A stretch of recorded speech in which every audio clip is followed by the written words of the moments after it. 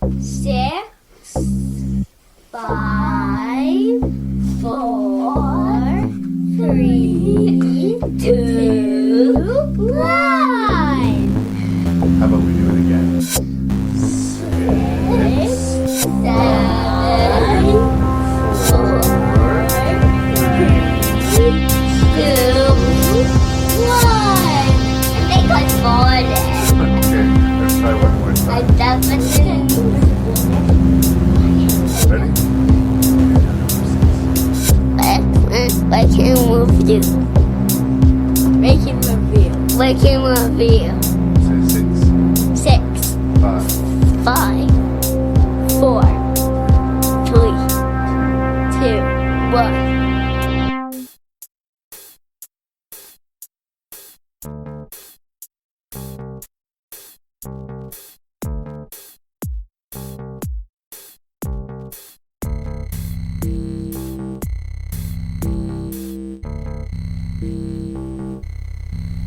Hello and welcome to the 171st episode of Rank and Review.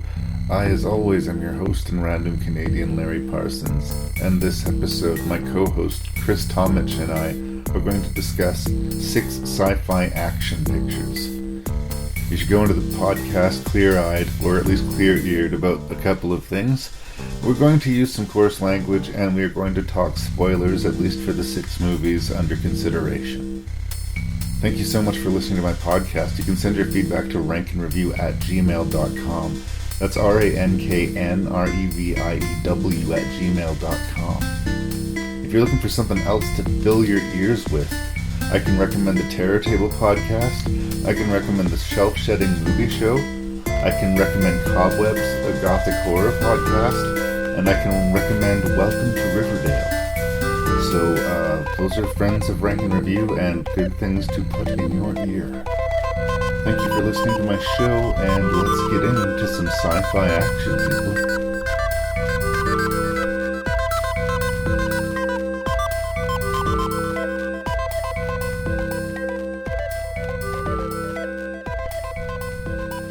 So I got my friend Chris from Australia back on the show. It's been a really long time. Actually, I was looking at the Skype reading. Has it really been almost 2 years since you've been on my show? I guess you can't argue with that, but it's good to be back, Larry. It's always nice to have a chat with you. Well, and you know, it's really, really strange days. Like, it seems like I'm gonna have this whole wing of my podcast now, where all of my introductions are about, like, we have to do this over Skype because the world is broken because of these strange days. I appreciate us, fighting the pandemic, overcoming the time change. Once again, you're talking to me from the future, so... That's right. The post-apocalyptic future of Australia. Is there a vaccine yet? And are No, not yet. Are you guys still on fire? The last thing I remember reading about Australia was that the whole place was burning down. Yeah, it has been a very fun year, hasn't it? But luckily here, I'm in the West, and we were pretty okay as far as that all went. But yeah, the pandemic obviously has affected everyone, and how appropriate for the films we're watching, actually. We can sort of see the real world response to these events. It's funny, just a few episodes before this one, I reviewed the miniseries version of The Stand. It was really weird to be watching that movie in the midst of all of this pandemic. Yeah. So, I mean, I appreciate you doing the episode. I know there's been a lot of obstacles for everyone, but here we sit. We're talking about sci-fi action, I guess, and we have a lot of entries from franchises in this particular episode. A lot of big budget, sort of thrill ride, popcorn munchin' type of experiences. Other than like having to make a last minute change and putting in Pacific Rim, which actually thematically fits just fine with this list, I think. I mean, it doesn't stick out like a sore thumb. I had been trying to give you a little bit of an Australian sort of undercurrent thing going on with these movies, but unfortunately, I think we're only down to one that was actually shot in Australia now. So yeah. Oh, that's all right. There's still everyone says that Australia is the hardest place in the world to live with all the deadly animals and all that, so it's okay. Well, it's unfortunate that you have trouble getting your hands on Crawl Space. I mean, I don't want to oversell it to you. It's certainly not what the these final hours was. The one that we reviewed last time you were on. I thought that was a particularly special movie. It's certainly not on that level, but it's a fairly low budget Australian sci-fi action movie, and I think within its own parameters does well. So if you get the chance, check that out.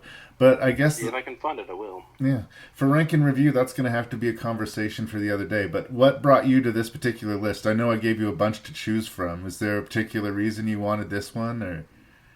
Yes, there is, and it's going to give away at least the top one on my list, and that's this will give me an excuse to watch Mad Max again. Yeah.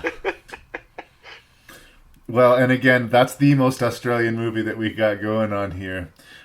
That's right. That's right.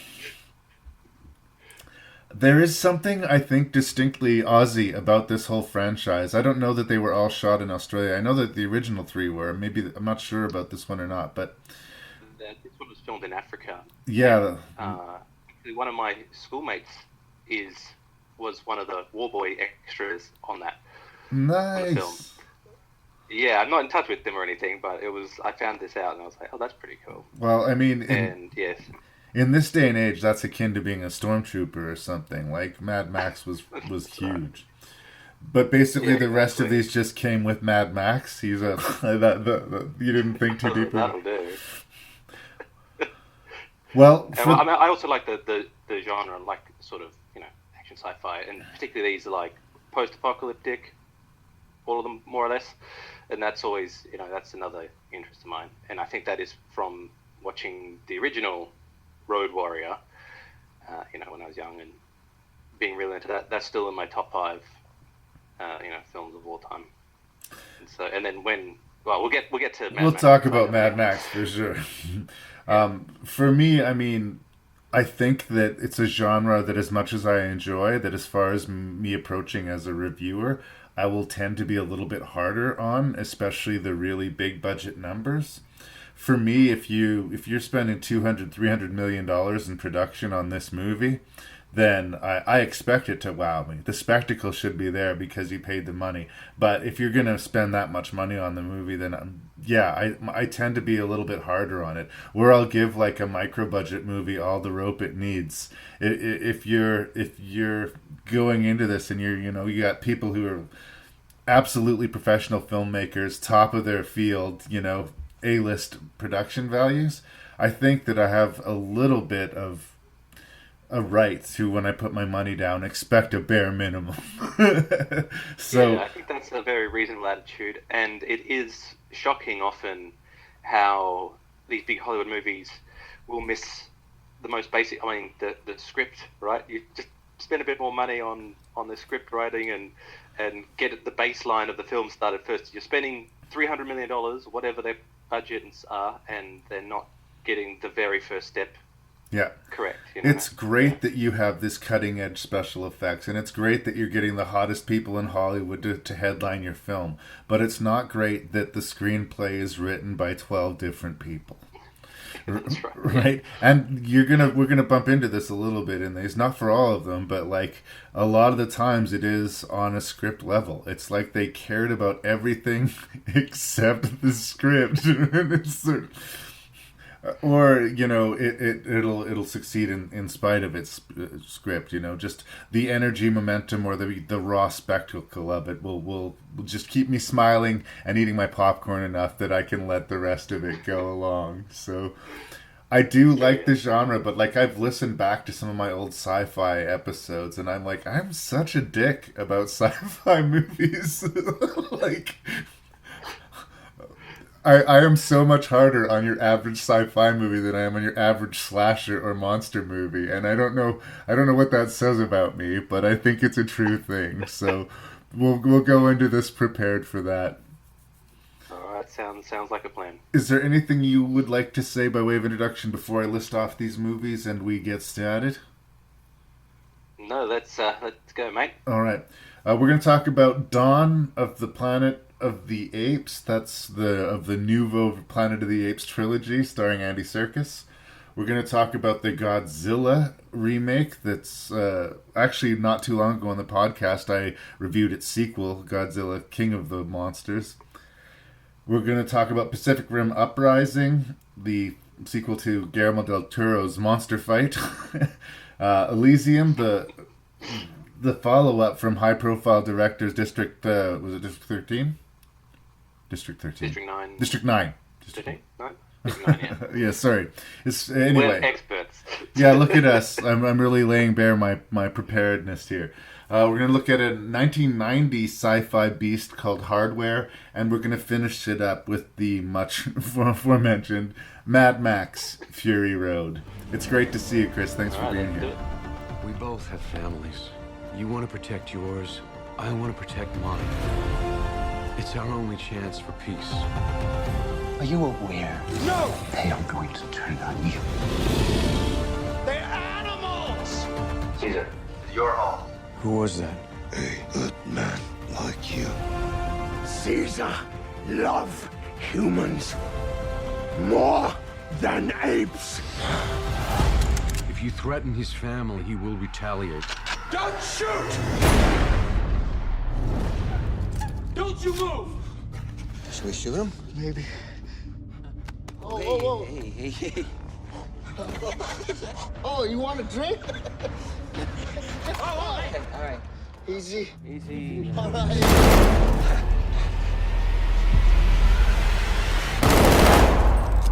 What are you doing? I'm saving the human race. Oh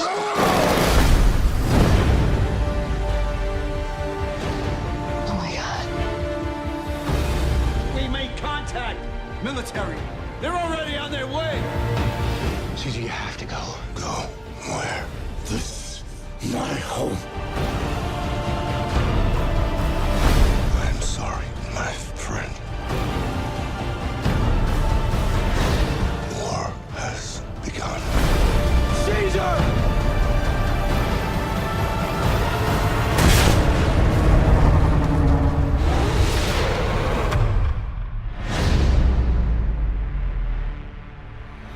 Dawn of the Planet of the Apes. This is from director Matt Reeves, who I actually like quite a bit. He did the Cloverfield movie, the first one, found footage, sort of Godzilla-esque creature feature, and he did a decent remake of Let the Right One In called Let Me In, which really the only problem with that movie is that it didn't need to be made. The original was really, really good, but I like this guy, and I think he makes good movies, and I think this is a good example of him making good movies. I don't know how much of one's appreciation of this movie would be wrapped up on how much you liked Rise. I fell into the position that I liked Rise of the Planet of the Apes, but I really fucking like Dawn of the Planet of the Apes. I do think that Rise is necessary background for this movie. I think if you walked into this movie cold, if you didn't have that built-in relationship with the Andy Serkis character and understand why he can control these apes without feeling necessarily like a dictator, without that background, I don't think the movie would work as well as it does. But yeah, I've already given it away. I think the movie's really, really well done. It's a special effects extravaganza, but it's not just the special effects that work in the movie. The character work is amazing, and the acting in it throughout by both the chimps and the actual people is really good, and it goes out of its way to not deliver what you're expecting. It's never black and white. It's always gray, which is a fairly complicated feat for a movie that's built to be a popcorn spectacle. The closest thing I can compare it to of a movie that I've reviewed recently on the podcast is actually Captain America Winter Soldier, in which we have a second installment. It's a second installment in a trilogy, so to speak, which I think so ups the game of the franchise that I went from being a fan of the Planet of the Apes series to being actively excited about the Planet of the Apes series because of this movie. Am I being hyperbolic?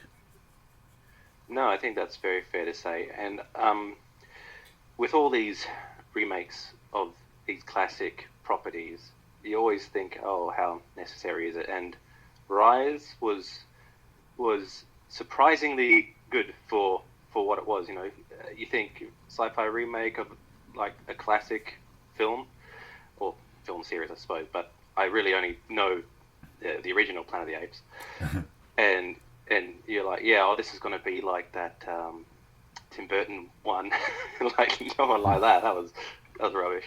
Alas, but yeah, surprisingly good, and it is a spectacle in terms of the special effects, but it's not.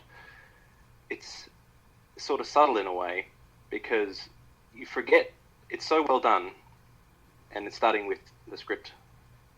You know, it's so well done, and the characters. You forget that you're watching literally every single thing, every single character, every single ape character is all completely computer rendered. And I think after the first, like when you first see them, there's that little uncanny valley, you know, oh, that's not quite real. But then after 10 minutes and the start of the movie, you're with the apes for the first whole chunk of it. And I think it's also a really smart decision because that really gets you past the little CG hurdle and into the characters right away. And yeah, this is really, really, they started off right. They got a good script at the start and they got what they wanted first, and then they used the CG to enhance that story and to tell it properly. Well, a question could be asked about this trilogy in its entirety. Like, did we need a Planet of the Apes remake or reimagining or whatever you want to call these? And, like, a lot of people would say, well, probably not. And I think one of the great achievements of it is that it overcomes the inherent absurdity of it. Like, this is really crazy. Half of this cast is monkeys. And they are as or more expressive or emotive as our actors. And like you say, they're computer effect largely. I mean, I know they tracked the actors' performance, but still, I mean, we're looking at monkeys. And the detail work, the musculature, the hair, the sweat, like the steam coming off of their backs as they climb through the trees. Like, it's really, really immersive and impressive right away. And you just don't expect it to be as smart as it wants to be. I keep on making allusions to Marvel Cinematic Universe because I guess it's been on my mind lately through the podcast. But everybody goes on and on about how amazing the villain in Black Panther was. I think that Kobo, who is arguably the primary villain of this movie, is one of the greatest villains in cinema that I can think of off the top of my head. Period. End of sentence. I love how motivated Kobo is, how complicated Kobo is, how he's coming off a place of being tortured for years by humans and not understanding either them or the torture. And with the birth of his intelligence comes that understanding, and with that understanding comes his hatred. And yet, they let him be a full-bore villain. He does shit that crosses the fucking line. But Kobo's an amazing villain because, like, I don't agree with what he does, but I understand everything that he does. I understand why he's making these decisions, and even when he's at his worst, I'm like, that is cold-blooded, Kobo, but that's an impressive move. Like, wow. And he's a monkey, Chris. He's a fucking monkey. And I will compare him to, like, Hannibal Lecter or, like, No Country for Old Men. Like any kind of, like, epic cinematic villain you can think of. I think Kobo deserves to be on that list. I think he's awesome. Yeah, that is very fair. It's like the way you're talking about it, it does transcend the fact that you're watching a silly movie where monkeys are smart and taken over. But Cobra is like, with all the best villains, you're like, you can either like agree with them to some degree, or at least be sympathetic to their reasons. And you can with him; it makes perfect sense. You know, and it is like all the shades of grey. He's mirrored on the human side. There's people who have lost their families and, you know, suffered through this apocalypse, like Gary Oldman, you know. Yeah. And then they get pushed into these extreme situations, and then they snap and they go overboard. And that's the villain where you can be like, okay, now he's really bad. He's gone beyond. Now it's time to put a stop to his schemes. Well, again, Until you see Gary Oldman show up and you think, well, here comes our mustache twirling villain. And he's not exactly good, but he's not exactly bad. And in the middle of all this chaos, he has a great scene where he's got to power up this iPad or whatever it is, and he gets broadsided by an image of his family. Like, that's not why he turned the thing on, but there they were in front of him, and he wasn't prepared for it. And it's a really well acted, like, beat of character. And again, this crazy sci-fi monkey movie. That's right. Well, I mean, like, they've all got depth, and with his, you see his family, you understand his point of view, and it's just so layered in a way. And also both of the villains. Well, Gary Oldman's sort of the human villain, and Koba's the monkey villain. Or antagonist. They also are both. They start off reasonable enough. They will. Koba is willing to allow a little bit of the human interaction, as long as There's he's a spying game on them, he's checking what they're doing, and then he sees what sort of the bad elements of the humans are doing, which pushes him to his point of view. And then Gary Oldman, like, oh, go see if we can deal with the monkeys and get the dam running, and then everything goes Koba's sideways. actions, that causes him. And we've got Caesar and Jason Clarke's character Malcolm, who have pushing their own positive agenda, but it's being counteracted by their underlings. It's just so well done. It's so layered. It's way better than it should be. You're not like expecting you said, it. You're not expecting it to be as layered and complex as it is. And and you're saying, is it necessary? And before you see it, you would have said, well, no. We've seen remakes of this series before, and it's ridiculous. But apparently you can just bring this level of depth and complexity and intelligence to a stupid monkey movie made in the 60s by a bunch of coked out hippies or whatever, and really elevate it.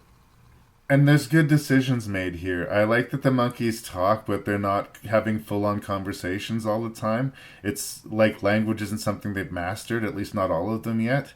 Caesar is obviously the most communicative, but some of them can talk and some of them can't. And I do think that we would further strip away to this uncanny valley if, like, they were making pop culture references or quipping, sooner or later it'll turn into a chimpanzee smoking a cigar, and then we have a problem. Then all of a sudden it becomes like too silly to take seriously. But no, there's scenes they where were smart with it. Yeah, there's scenes with real emotional impact. I love the scene where Koba goes up to those guards and at first approaches them acting all weird and benign, and then starts making this sort of goofy circus act dance and completely makes them drop their defenses, and then icily fucking kills them, like, just super cold. And like, all of those emotional beats played out through that scene are amazing. The moment of betrayal with we haven't talked about Andy Serkis, because I do think he's really fucking good in the movie. The moment of betrayal with Andy Serkis, where he takes these rounds in him and he looks at Koba and he's like, you really just did that. And Koba looks at him and he says, that's right, motherfucker, I just did. But neither of them said it. We just looked at their faces and that's what transpires. Like, they're in their computer monkey faces. Exactly. That is more impressive to me than any kind of meteor hit or tidal wave or massive explosion that special effect that anyone can do. I reacted emotionally to your special effects.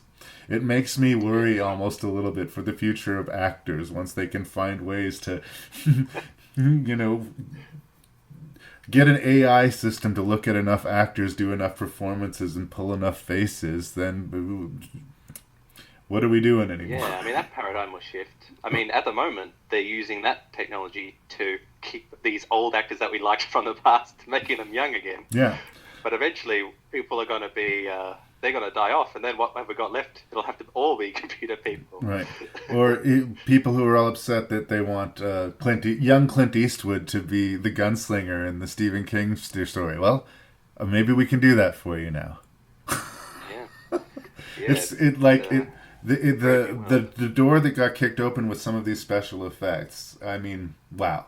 But the biggest compliment I'll give Dawn of the Planet of the Apes is that in spite of the amazing jaw-dropping special effects, that is not even the most impressive thing about the movie. So I guess I'm saying I'm a fan. Yeah, no, I'm with you there. And there was a couple of scenes that I liked. I liked the reflection scene, reflecting on the original Planet of the Apes, when the apes come up to the humans. Gary Oldman doesn't believe they can talk, and then Caesar talks to the humans for the first time. You know, he says, human home, ape home, and all the humans like, holy that's shit.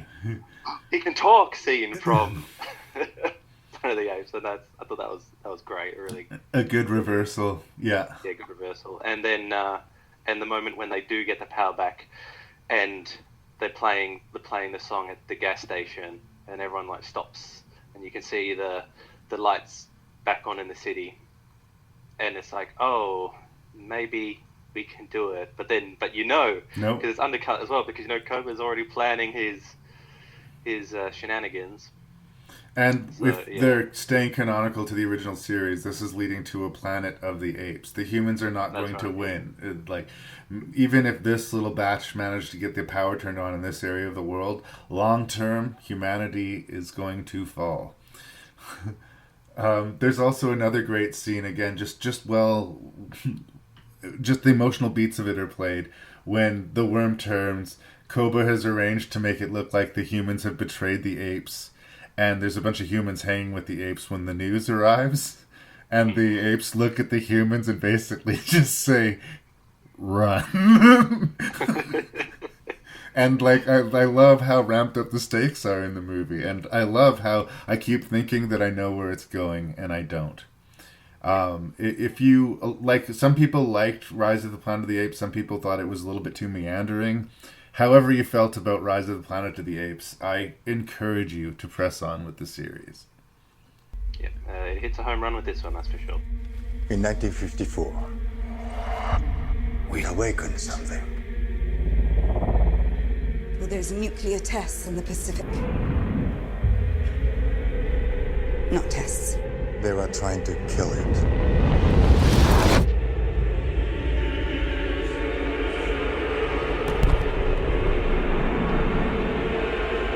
You have no idea what's coming.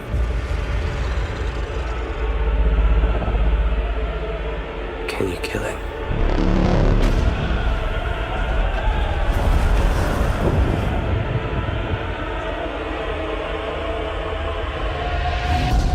The arrogance of man is thinking nature is in our control.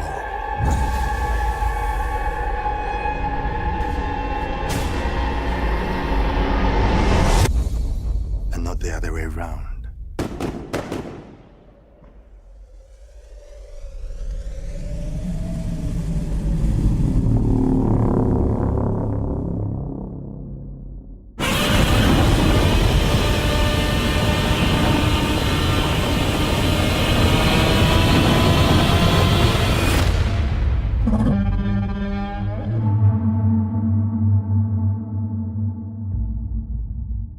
So, Chris, do you have a position on Godzilla as an entity in entertainment? Do you like him? Do you hate him? Were you a fan? Do you have a card to play here? No, not especially. I never... Well, this wasn't something that was widely talked about or available, I suppose, these Japanese movies. Everyone sort of knew Godzilla, but I don't think I ever saw, growing up, ever seeing it in a blockbuster, a Godzilla film, and it was never interesting enough for me to watch it. So I think my first, and sorry to say, for any fans of Godzilla, the first Godzilla movie I ever saw was the Roland Emmerich one, the American one. It's a great crime against humanity, that movie. Yeah, it is a debacle, if ever there was. It is, and this one isn't nowhere near that level, but it does have some pretty significant problems, I think. I'm really genuinely torn on it. I haven't been as excited about Godzilla historically because when I was a kid, the Godzilla movies weren't what I wanted them to be. They didn't impress me the way that they would have if I'd seen them if I was a kid of the 60s. As a kid of the 80s, the special effects just didn't hold up for me. I didn't buy into it as much. I was raised on Raiders of the Lost Ark and Ghostbusters and Gremlins, and these effects just didn't. And then, like you say, the Emmerich one of the '90s was just atrocious. Like, if you want to have a laugh, you can listen to my review of Roland Emmerich's Godzilla. I have a proper tantrum over it. So no, I didn't have any personal investment going in other than it's a giant monster movie. They're trying to make a franchise out of it, and I vaguely want it to be good. The interesting thing is Gareth Edwards, is it? The director. He would go on to do the best Disney Star Wars movie that we've seen so far, anyway, in my mind, Rogue One. I don't want to pick a fight with you. I know you're a Star Wars fan. That's just how I feel. Rogue One is the only good Disney Star Wars film. Okay, well, we're going to save that discussion for another day, but we can both agree that we really like. I can talk a lot about that movie. We will spend just one episode just talking about Rogue One, but that'd be fine with me, absolutely. I walk away thinking that this guy is a great director. I think he's visually very stunning, but I don't think he's the right guy for a Godzilla movie. His instinct is to tease, is to like not show you his hand, is to like give you a glimpse and a shadow and a perspective of Godzilla's. There's his foot, there's his shadow, there's his silhouette under the water. There he is breaking through the cloud line, but you're always just barely seeing them. This accomplishes good things and it makes Godzilla feel real somehow in a way that he hasn't for me in the past. But it's fundamentally not, I think, what people go to see when they see a Godzilla movie. When they go to see a Godzilla movie, they want to see big monsters fight. They want to see a huge creature fight, and the movie eventually gets us there. But even when it eventually gets us there, it's at night. It's raining. I started watching this projected, and it was so hard to follow that I actually switched back to the TV so I could get a better, scale of the destruction. And, in another movie, in another franchise, this approach would have 100% worked.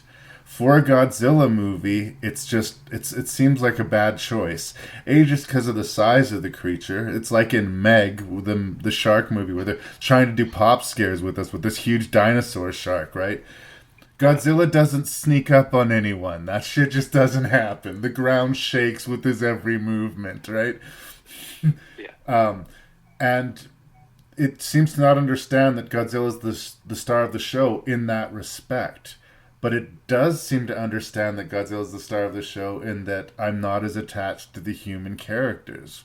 They're trying to make me feel emotionally invested, but the movie keeps on teaching me, okay, here's a character, care about him, now we kill them. Here's another character, care about them, now we kill them. Here's another character, and now, an hour into the movie, here's your protagonist.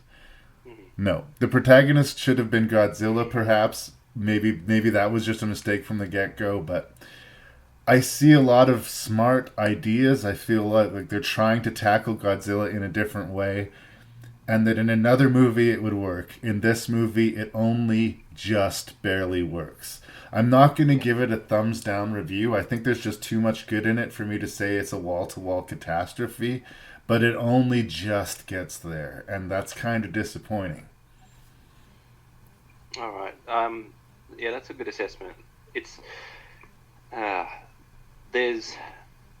see the slow build up to Godzilla, I think, would have worked really well if the human elements were connecting properly. And I think the biggest misstep you have is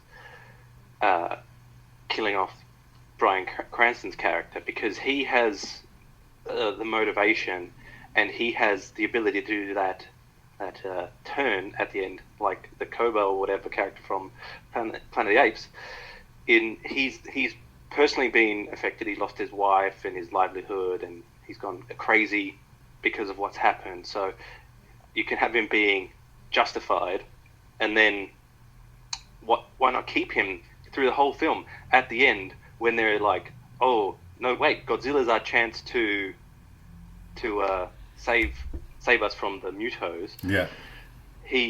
Then he's like, no, we must destroy him. But yeah, he's killed off early on, so you don't get that chance to really have him or have him be redeemed by his son. Yeah. And then this is something that they carry through in the sequel too. Like, they really don't seem to care a lot about the human characters. On that level, they understand that people are there to see the monsters, but like but we're not seeing the monsters in this one, and so we're left with the some character who's got no personality at all.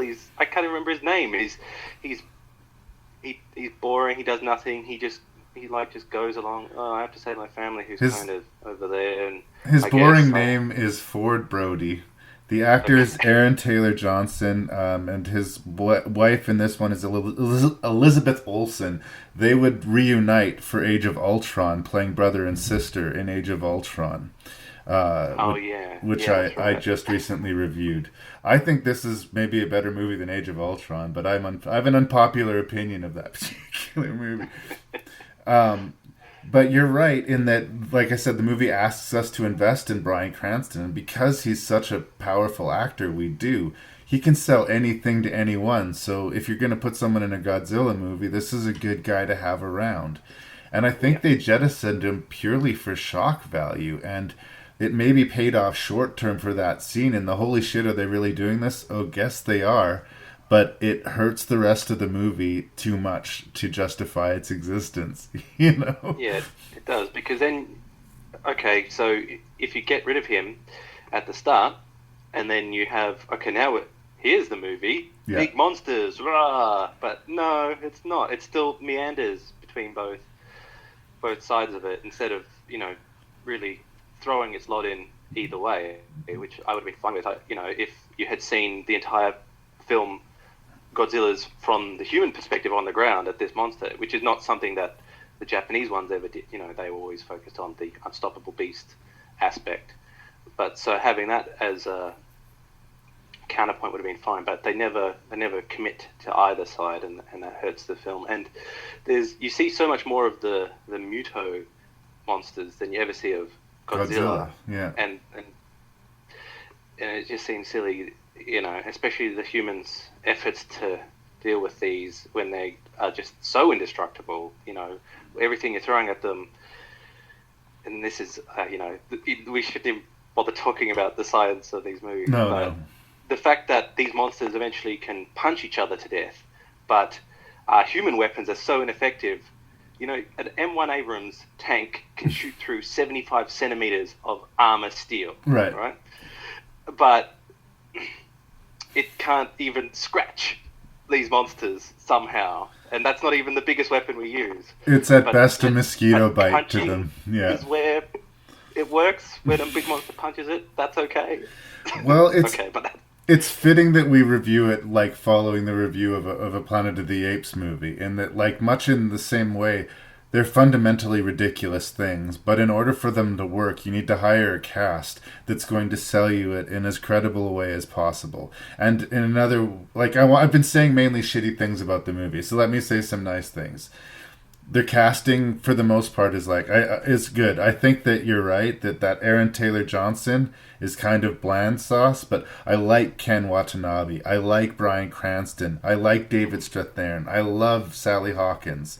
I like Juliette Binoche. She's barely in the movie, but they give us really credible actors giving us credible performances in this completely incredible movie, and that does ground it. And I have to give props to the airdrop sequence. When those guys drop down on top of Godzilla in the city, and they break through the clouds, and just the whole way that it's shot, it's such a crazy, fantastic scene, but it's shot with such wonderful reality that it's very immersive and fun, that isolated sequence. If the whole movie had managed that, then we might be having a different conversation. It's one of those it's a weird movie in that, like, I have a lot of positive things to say, but at the end of the day, it only just barely gets a positive review. Yeah. I'm a big believer in the cast, a big believer in the director, and I wouldn't give up on Godzilla as a franchise, but hopefully this is the Rise of the Planet of the Apes of this franchise, that they go to better places from here. That's right. Well, see, I also want to think of, this is Skull Island was a movie which I thought was amazing, and that was the one that was like, all right, we're just going to do the monsters. We're going to have a human touchstone here, but you're here to see the big monsters fighting, and it's going to be a spectacle, and that really got it right as far as I'm concerned. No, I think a lesson was learned with this one, and that lesson was don't overthink it. Yeah, that's right. Is that good enough? Is there more you want to say about Godzilla, or? Yeah, it's. I just wish that it's so close to being good. They could have done it. Everything. All the little elements work. It just doesn't work together. Yeah. Because like you said, you got the humans, kill them off, and then so you can't. It's frustrating. It's a frustrating movie. In a way, while the effects are great and everything, and it's really convincing. The Halo drop is amazing, and all the, and when you do have the little glimpses, like the little, there's all these subtle things happening in the distance that really sell it as being a real thing. It's just.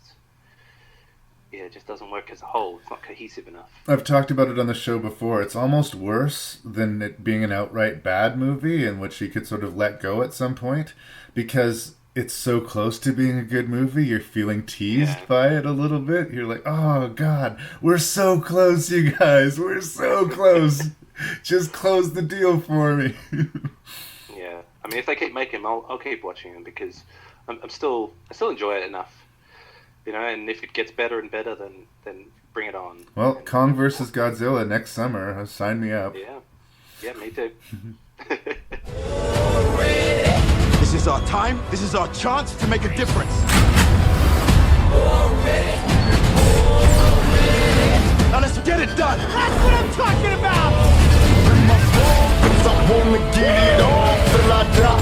In my focus, I wanna get it on till I die. They've evolved. And they could wipe out all life. Y'all remember me. Y'all remember me. In my focus, I wanna get it on till I die. Get it on till I die. I think I could get used to this. In my focus, I wanna get it on till I die. There's something you need to see.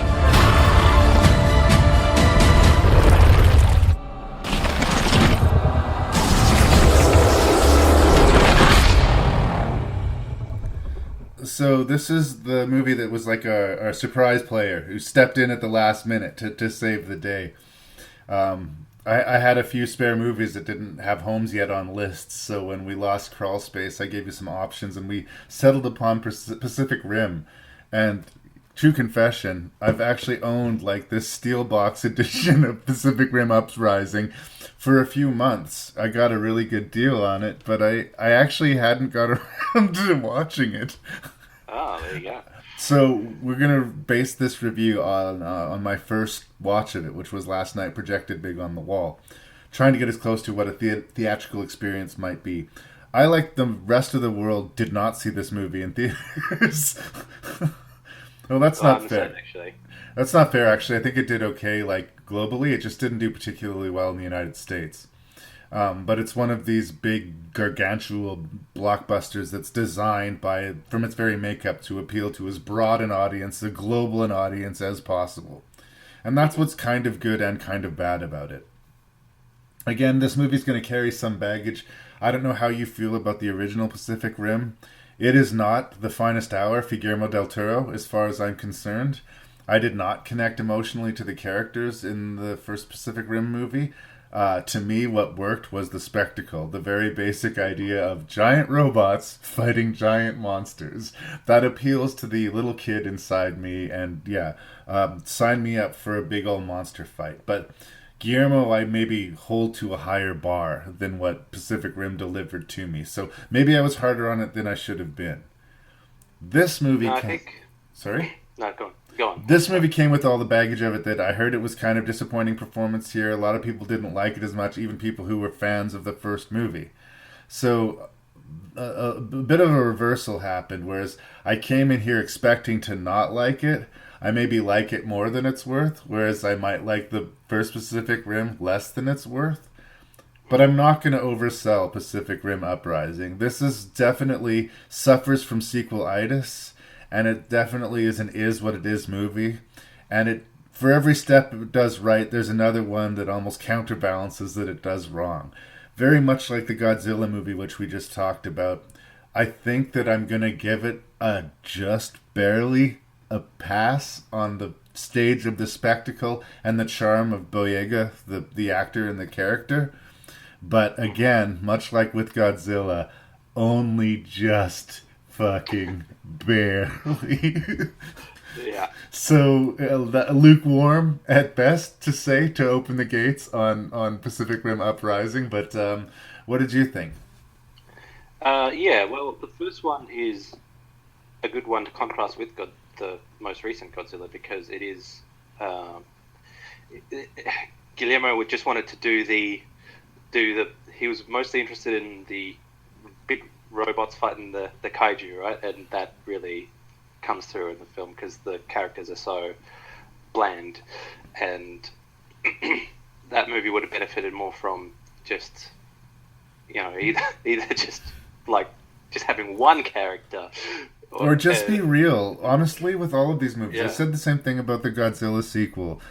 Cut as much of the interaction between the humans out of the movie as possible, and just be honest, this is a spectacle. This is anime brought to living, breathing cinematic life. And it's about robots fighting monsters, and that's what you paid your money for. Yeah, it's true. And well, this goes back to the script thing.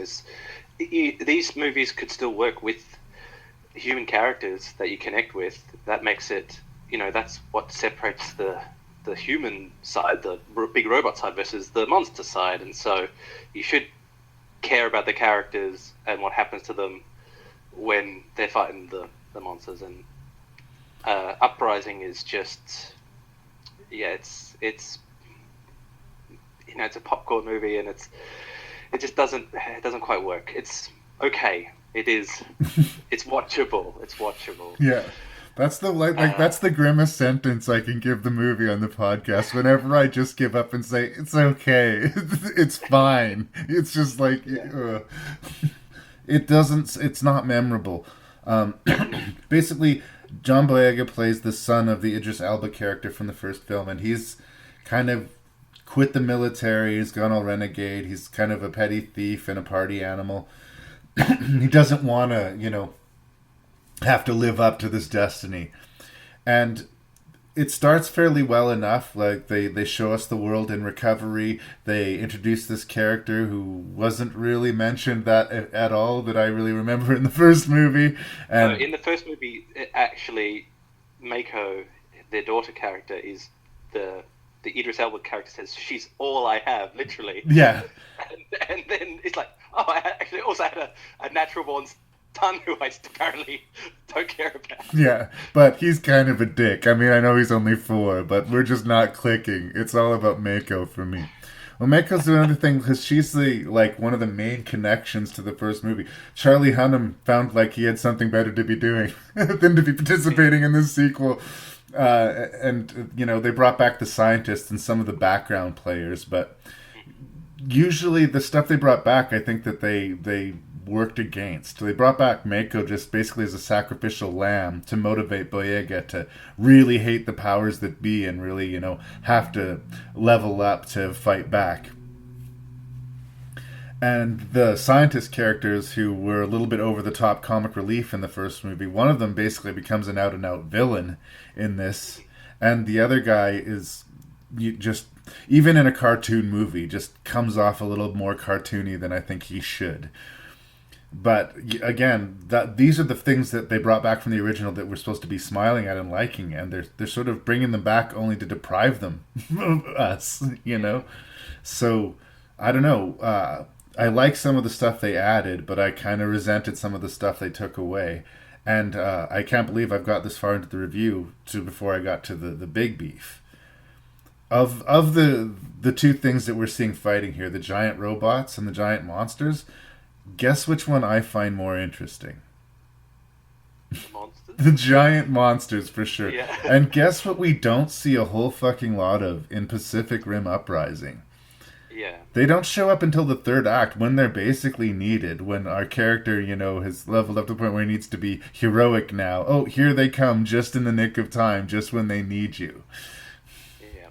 And we could talk about the other B story with the, convoluted corruption going on in the government, and Clint Eastwood's son as a rival, both romantically and professionally, but we don't care about any of those things. No, it's all very surface level. It's sort of hinted at and then discarded.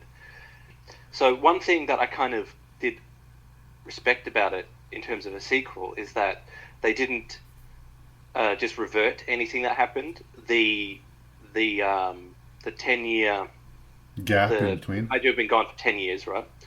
And they didn't just say, oh yeah, the rifts are opening again and we're fighting the monsters. They basically just they kept the status quo established from the first one, and only at the very end, because of the Machiavellian machinations, apparently, did they even bring the kaiju back. And I kind of, although this is the monsters versus robots movie, I kind of respected where they were going with that, how they sort of kept it. Kept what happened in the prequel around, but then the human element is really at the start of the film. Boyega's character is established, right, and you have his voiceover. He's telling us what's happening, but that character never really comes through. That personality, he kind of just gets there, and then he's a bit meh. When he's meant to rise to the challenge when Mako's killed, it's not really an emotional moment. It happens and you see like that, but then the very next scene, it's the tone is off for that lighthearted again.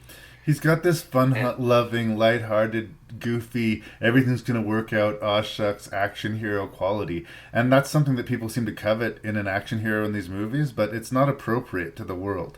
His dad died saving the world. Now that's a tough fucking act to follow. So there's a reason that he could be acting out and being this way, but we don't really ever get that. It's all just, this is an action hero, this is what an action hero sounds like, this is what an action hero looks like. I think Boyega does well with it, and I think in a better realized role he could really, really shine. But he needs to find a vehicle that's not Star Wars and that's not Pacific Rim and really knock it out of the park. I believe it'll work for him. I believe him. I like Boyega. I also liked his sort of sidekick character who built the little scrapper machine. I can't remember her name right now. Amara Namani, maybe? Kaylee Spaney, let's say that's right. Yep, I think that's right.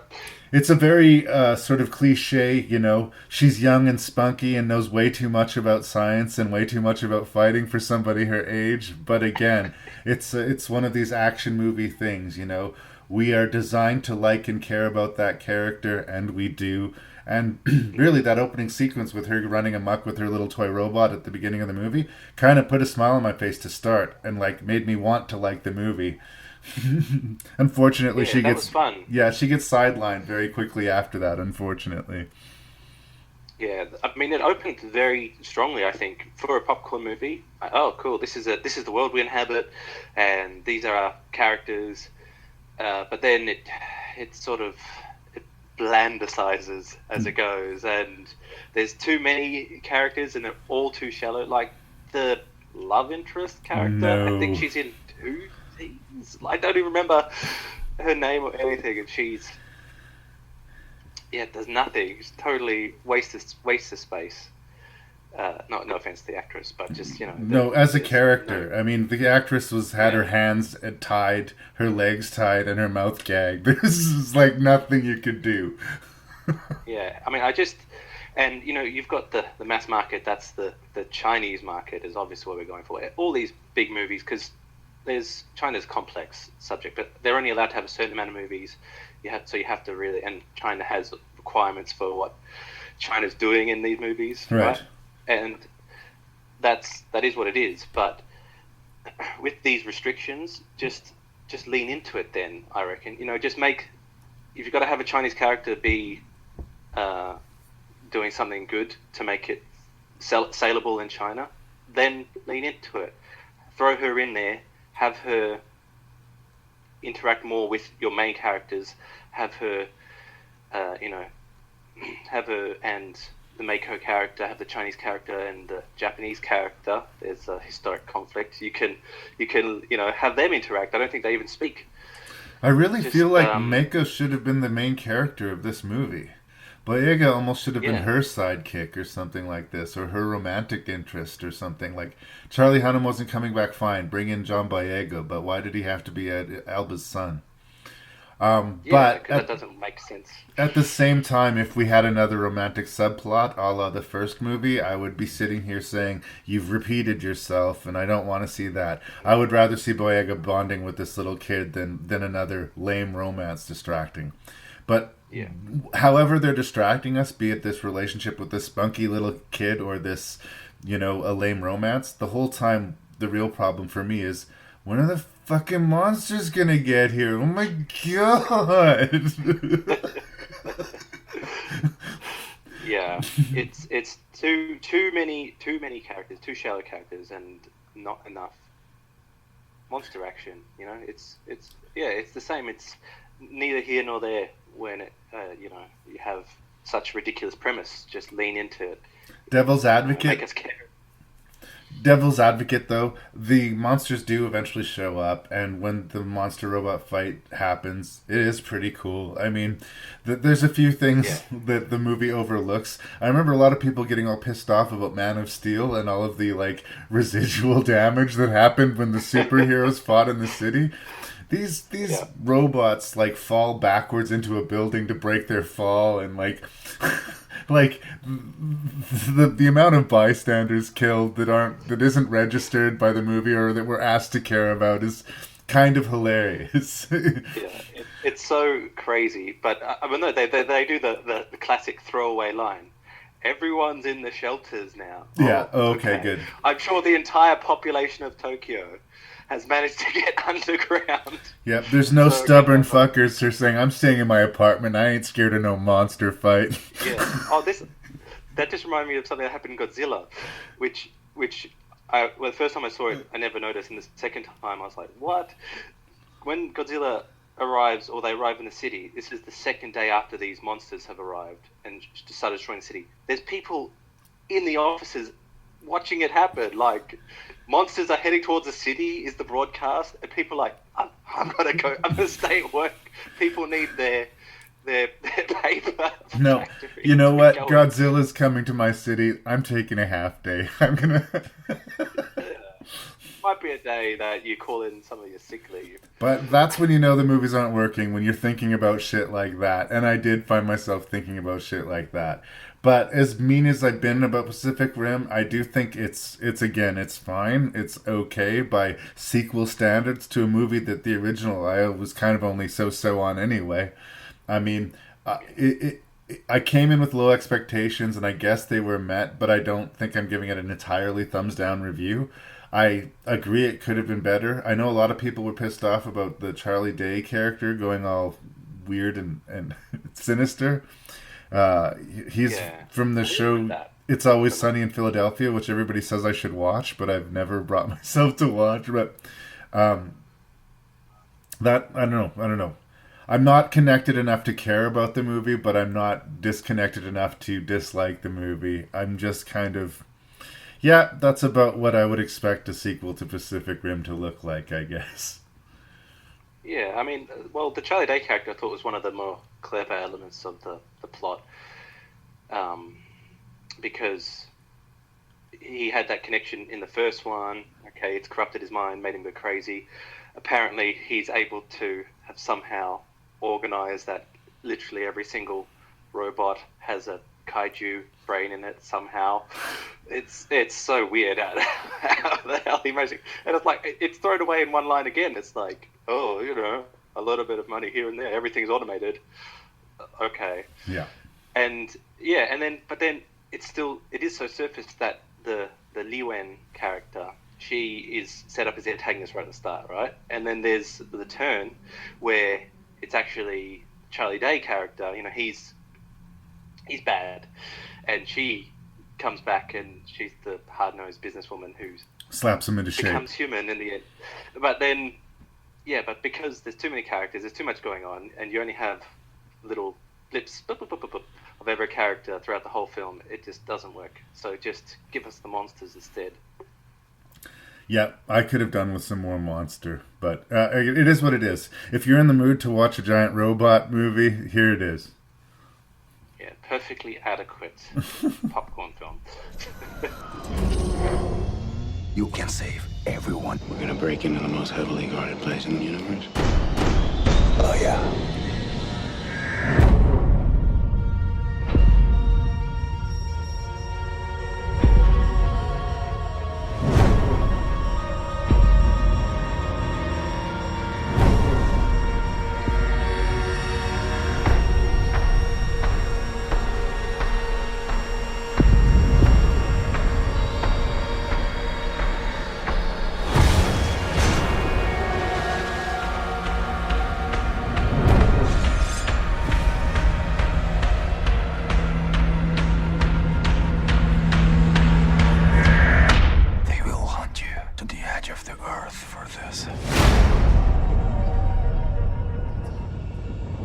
So Neil Blomkamp, after making District 9, was kind of a hot property, and he followed it up with this movie Elysium. There was a time where everybody was excited about Neil Blomkamp, and that has since kind of gone away.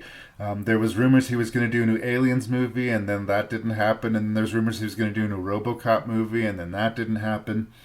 And then he did this movie Chappie, which was embarrassingly not good.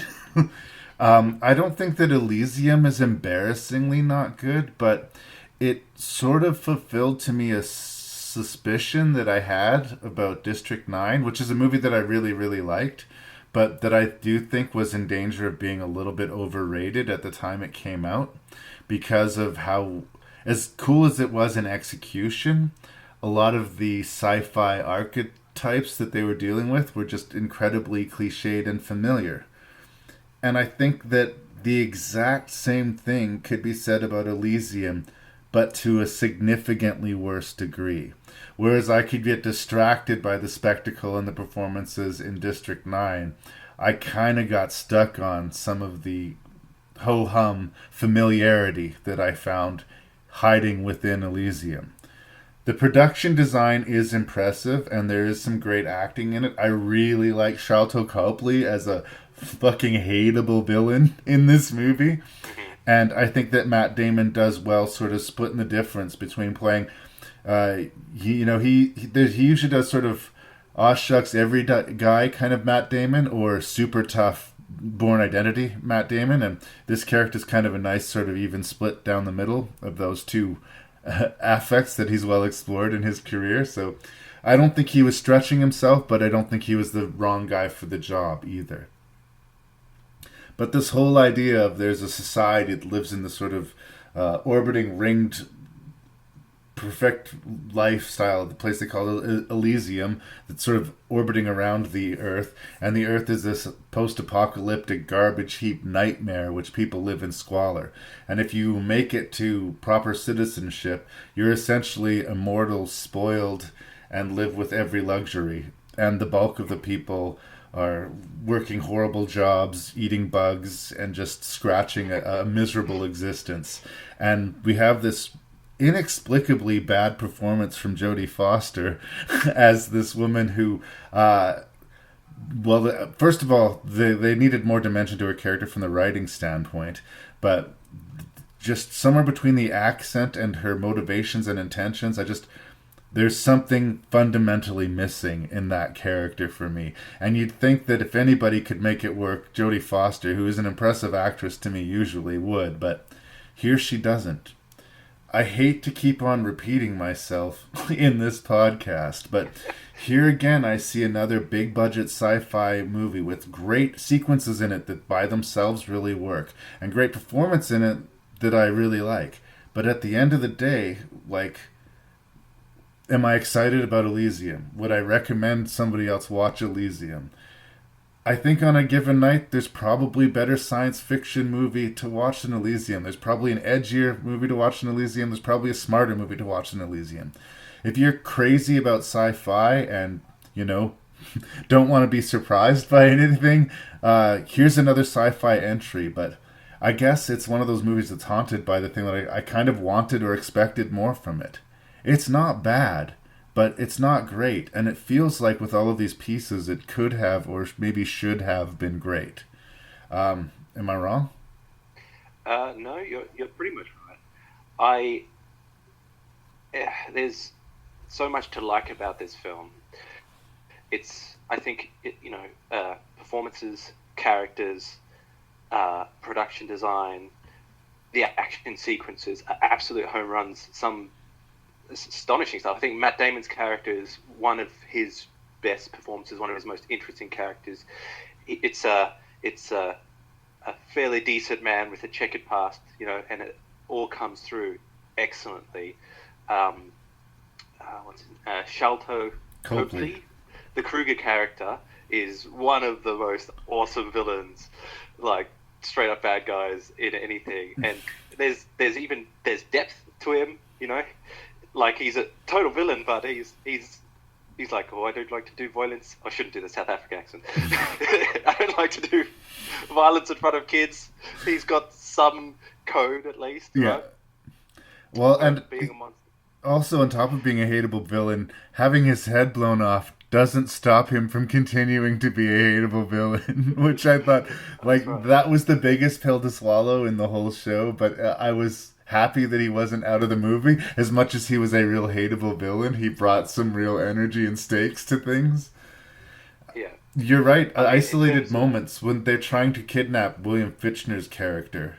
I guess we haven't really talked too much about plot, but this William Fichtner character who ran the business that Matt Damon worked for, who he got radiation poisoning on the job, and this is actively killing him.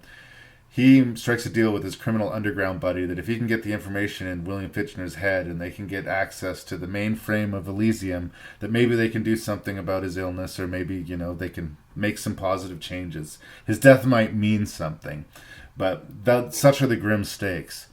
That first action sequence, because we kind of have to sit through about a half an hour of setup and world building, and they try and kidnap this character, and the gunfight that ensues, and these robots that show up to stop them. That sequence was just incredibly well done. That is like a great standalone action sequence.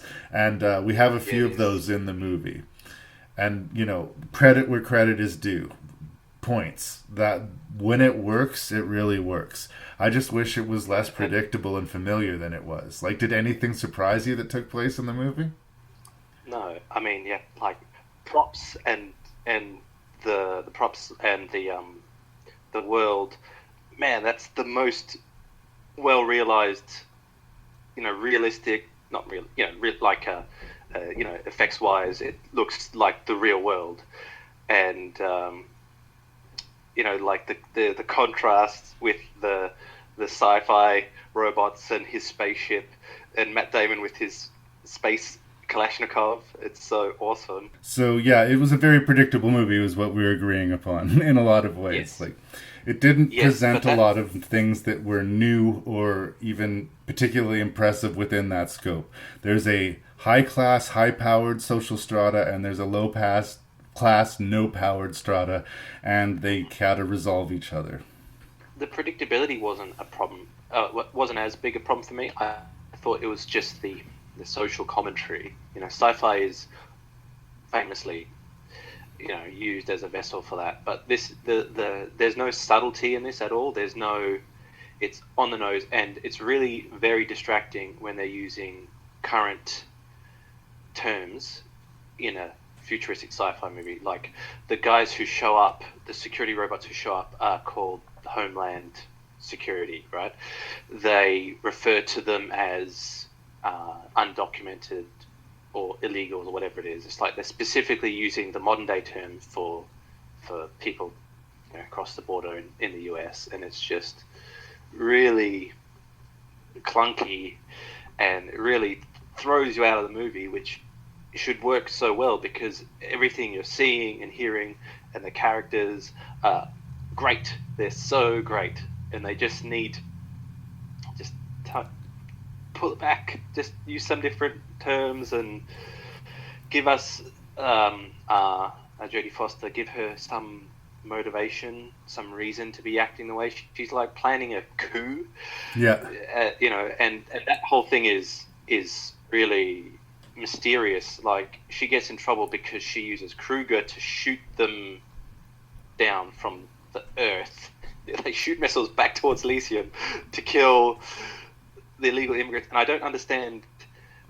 They didn't, unless I missed it.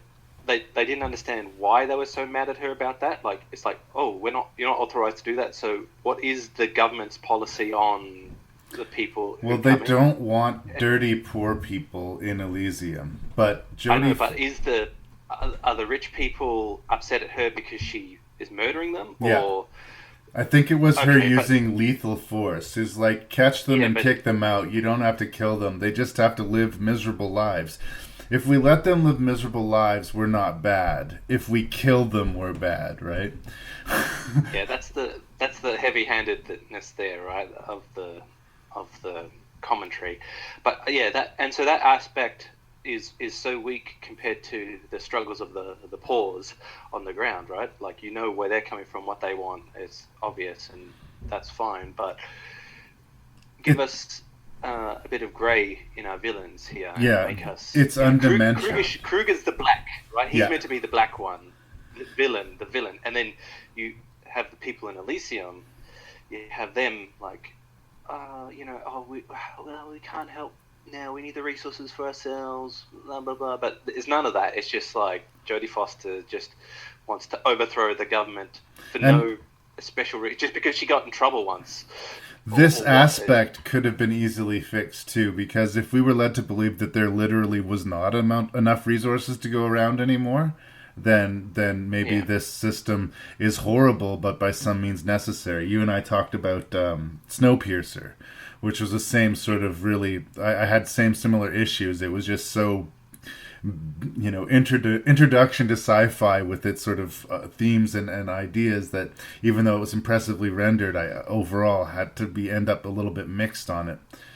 Here, I feel that exact same way. Like, if they didn't have the resources, if they had to be doing this, then maybe it'd be okay. But it seems like Jodie Foster just is like not willing to share. She's just like, well, it's always been this way, so that's the way it shall stay. These people, how am I supposed to know that I'm better than these people if they live the same lifestyle as me? Yeah, that's the way she's acting, and it's a perfect setup as well for it to be. There's a limited resource problem. Like, Elysium's shown to have magical technology, which is fine, and everything they want. But you could easily play that off as, they're living on a space station. What they have is, to some degree, limited, right? They need, there's only so much to go around, and these magical beds that bring you back to life maybe require some incredibly rare power source or whatever. You can totally have it working where there's shades of grey, and that is also better for the social commentary, because you can't, a first world country can't just go, here's all our money, to another country, and it wouldn't work in real life as well. But because of the cartoonishly villainous, unlimited resource, Jodie Foster's side is just so clumsy, and it just doesn't work. No dimension to it. Sorry. It's one of the first times that Jodie Foster's been killed on screen. I saw her interviewed about this, and she said for all the movies she's made, like, her character has been a ghost, or her character has died, like, off screen, but she's never actually died on screen. And it's too bad, because when it happens, I mean, if I really hated her character enough, I could sort of enjoy it. Or if I was really shocked by it happening, I could be, oh my God, that just happened. But it really just sort of lay there for me. What works for Elysium is what worked in District 9 as far as I'm concerned, which was the sort of strange counterbalance of shooting really high-tech special effects under a backdrop of ugliness. Like, the District 9's largely shot in a slum, but it's got robots and, like, high-tech fights in it, in that backdrop. And I guess I just wall-to-wall believed the world on planet Earth more than I believed the world of Elysium in this movie. Yeah. And if I believed them both equally, maybe, again, the balance would fit for me, or I would be more forgiving of a lot of these things. Because, again, I'm hard on the movie because I just feel like it should be better. It's got everything working for it, you know? Come on, close the deal. All the elements are there, and, you know, like, Jodie Foster's killed by her own creation, run amok, right? And that should work, but it doesn't, because she's, you know, so shallow. That contrast is so great. Like, that dropship that Kruger has is like one of the coolest sci-fi vehicles. All the weapons they use are awesome, and you see it flying over these slums, and it looks so convincing. Yeah. And then you've got that, you know, it's got like graffiti on it. They've got, they've got a springbok on the side of their, you know, because they're South African, and it's so cool, but the overall plot is too simplistic. Almost, but not quite. That's where I land. Yeah, same. But I still liked it. I'd still give it a watch. There it is. Fairhour Electronics presents its new model, the Mark 13. The Mark 13 is self-repairing, capable of recharging its storage batteries from just about any power grid, including the sun. And when it wakes up, it'll become something entirely new. I gotta see. It's important. Meet me in 1 hour. A creature that combines the technology of a computer, the deceit of a human, and the killer instinct of a machine. James, listen to me. This is serious. Jill is in trouble. I didn't see anybody. Get ready for an encounter with some seriously heavy metal.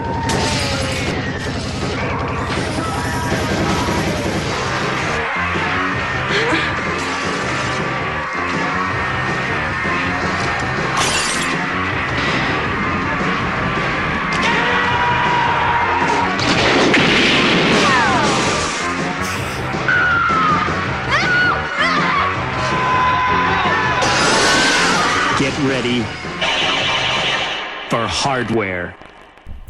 So here's one. A lot of the movies we've been talking about so far, pretty much all of them, huge budgets, you know, large scale, big casts, spectacle sci-fi.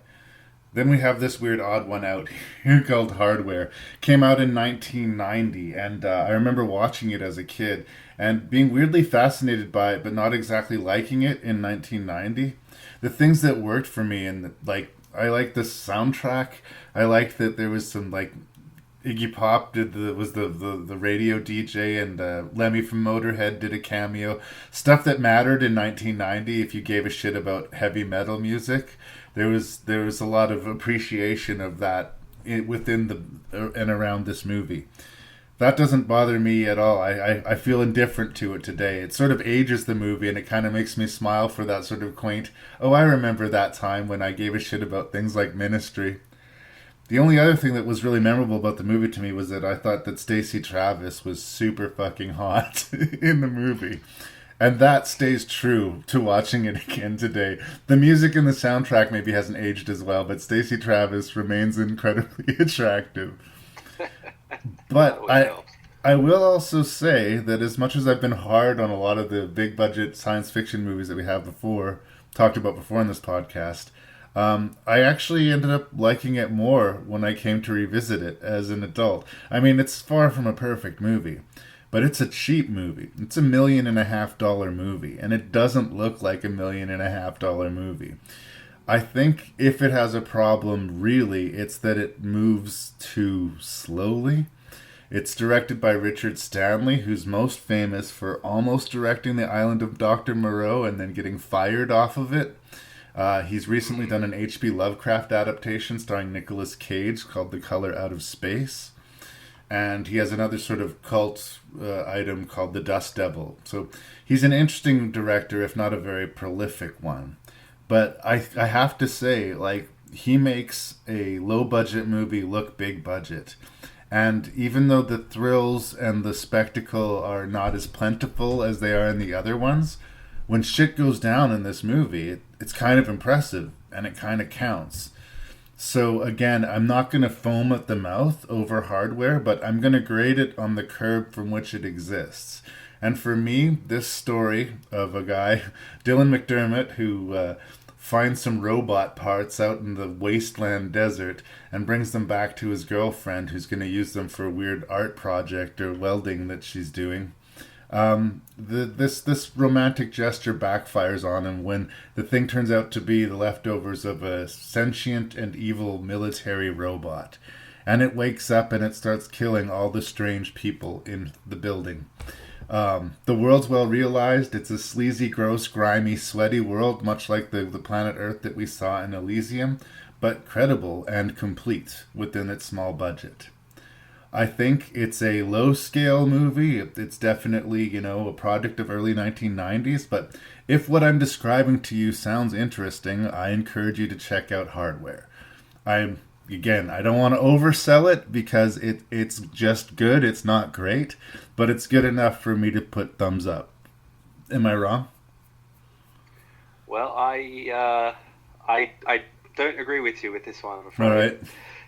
In a way, I didn't enjoy it actually, but I initially did, and at the start, I like 70s and 80s sci-fi, like the slow burn sci-fi sort of thing, right? And the pacing was okay, and it starts off really cool. Really, the world is awesome. It's really interesting. The post-apocalyptic wasteland. People scavenging. You get when they first arrive in their city. It's cool. It's like for a low budget movie, it's a really well realized set. There's like a cool water taxi thing, and they like drive around, and your characters. You're getting information on the characters. It's all building up, and then once they get back. Actually, once they introduce the sex pervert character, right, the neighbor, it starts really falling apart. And by the time it ended, I was like, "Oh, I'm glad that's over." So that's not generally a good sign. Fair enough. It's an ugly world, and every time you think we've sort of hit the grossest thing that they can show us, they seem to show us something else. This guy that's spying on her is really disgusting, triple-chinned, fat, gross, perverted guy. They don't do anything to glamorize this guy. But it's interesting because they have this really awful perspective on this spying pervert, and we're supposed to hate his guts.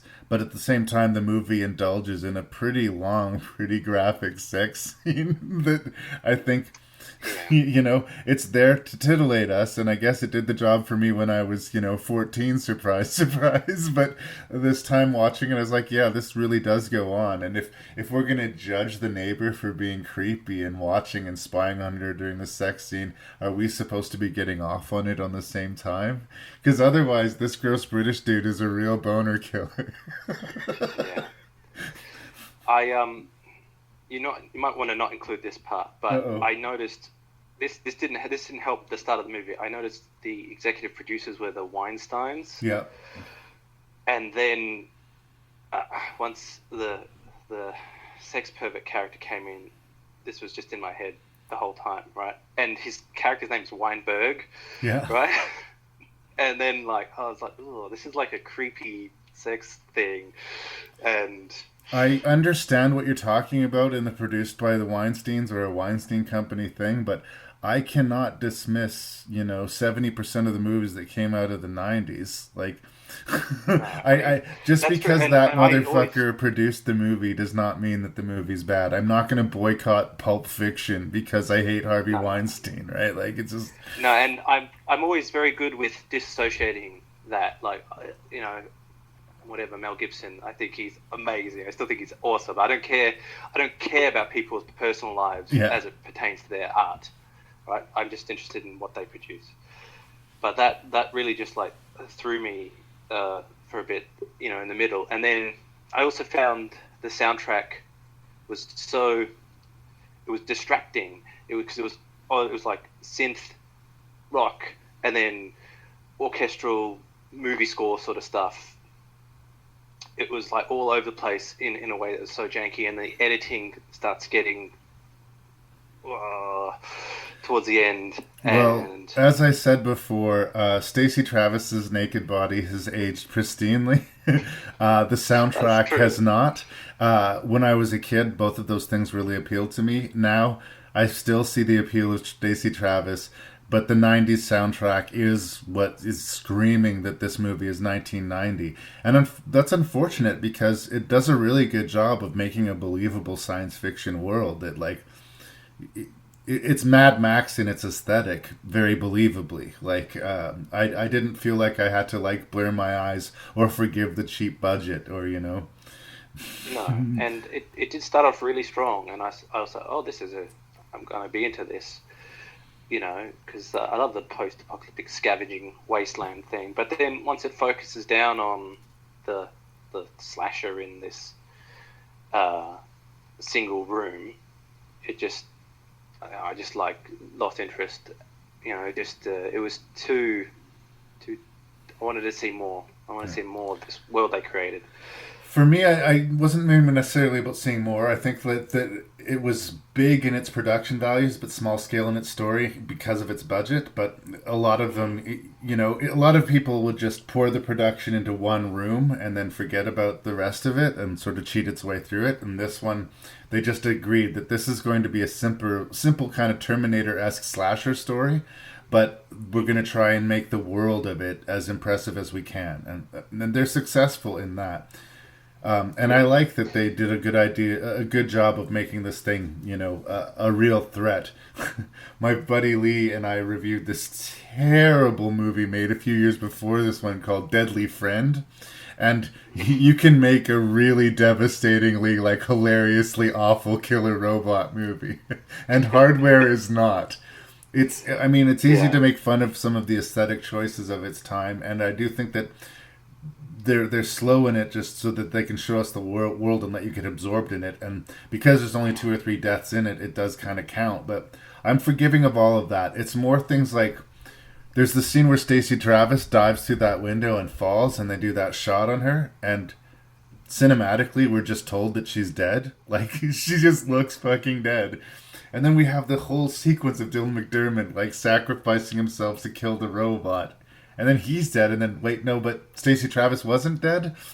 That felt like a point where the movie didn't really tell the truth. Like, I felt a little bit lied to. Like, it's not that, she was unconscious. Like, the way she was laying there with all the glass sticking out of her and her eyes open and not moving at all, she was dead.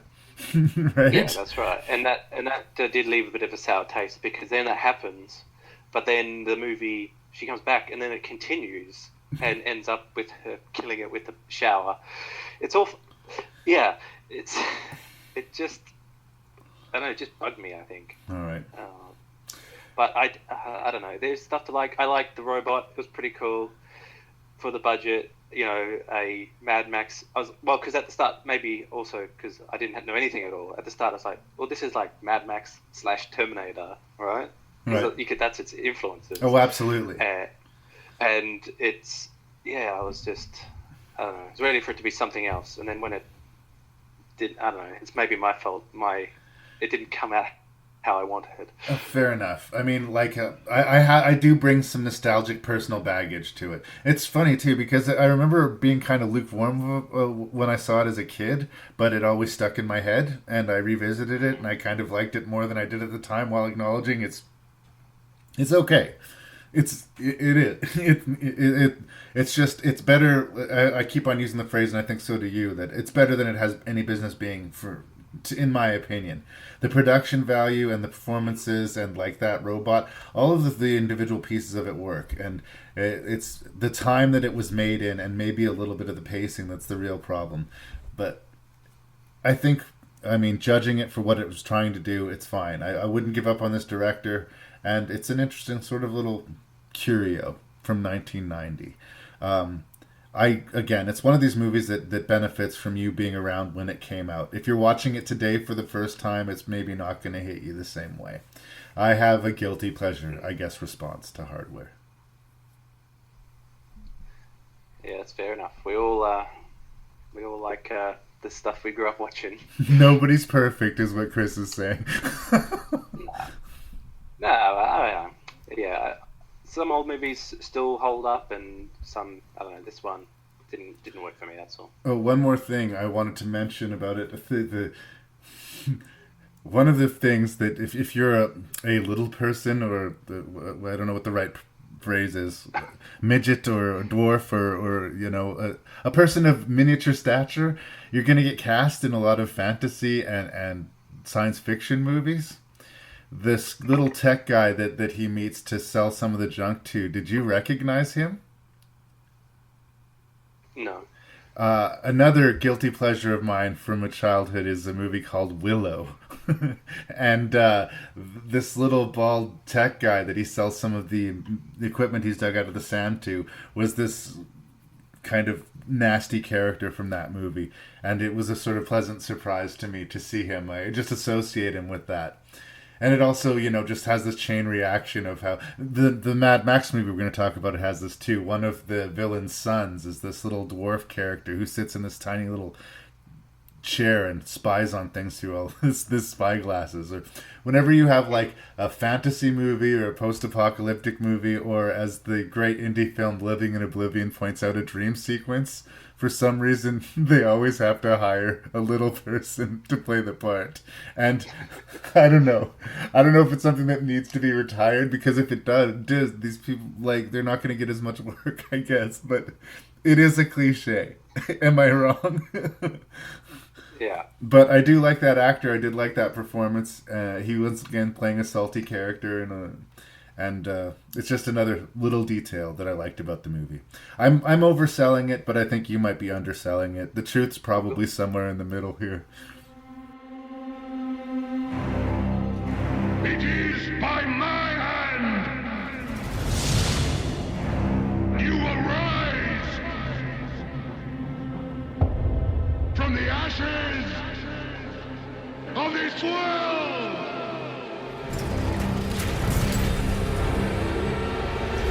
We are not things. We are not things. Where is she taking them?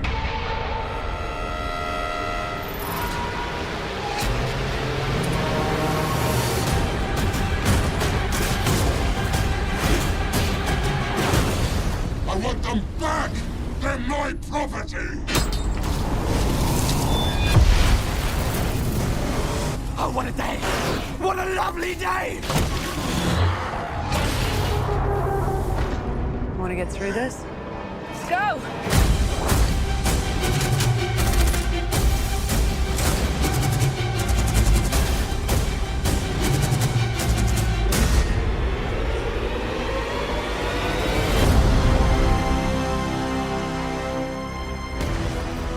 Let's talk about the best movie of this group of movies here.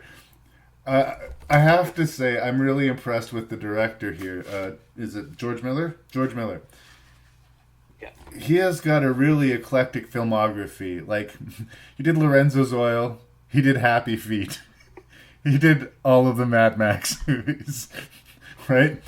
He did the best segment in the Twilight Zone, the movie. And when you're working with directors like Joe Dante and Steven Spielberg and John Landis, the fact that George Miller easily made the best of those segments, I think, says something about the level of talent that we're going to be talking about here. And he is not a young man when he, in 2015, I want to say, is shooting this epic car chase movie in South Africa. As a kid, another one of my movies that I just watched the shit out of was The Road Warrior. And the last, third of that movie is this epic car chase where they've got this decoy fuel truck that they're leading all these bandits away from their source. And it's this crazy over-the-top action sequence that I watched again and again and again. And when I was a kid, there was no better action sequence in any movie than the ending of The Road Warrior. The truly fucking amazing thing about Fury Road is that action sequence at the end of The Road Warrior is basically the entire fucking movie of Mad Max Fury Road. It starts off at a dead run, and it really barely stops. There's a few times where a character stops to bandage a wound or get a drink of water, and we get little spits of character presentation.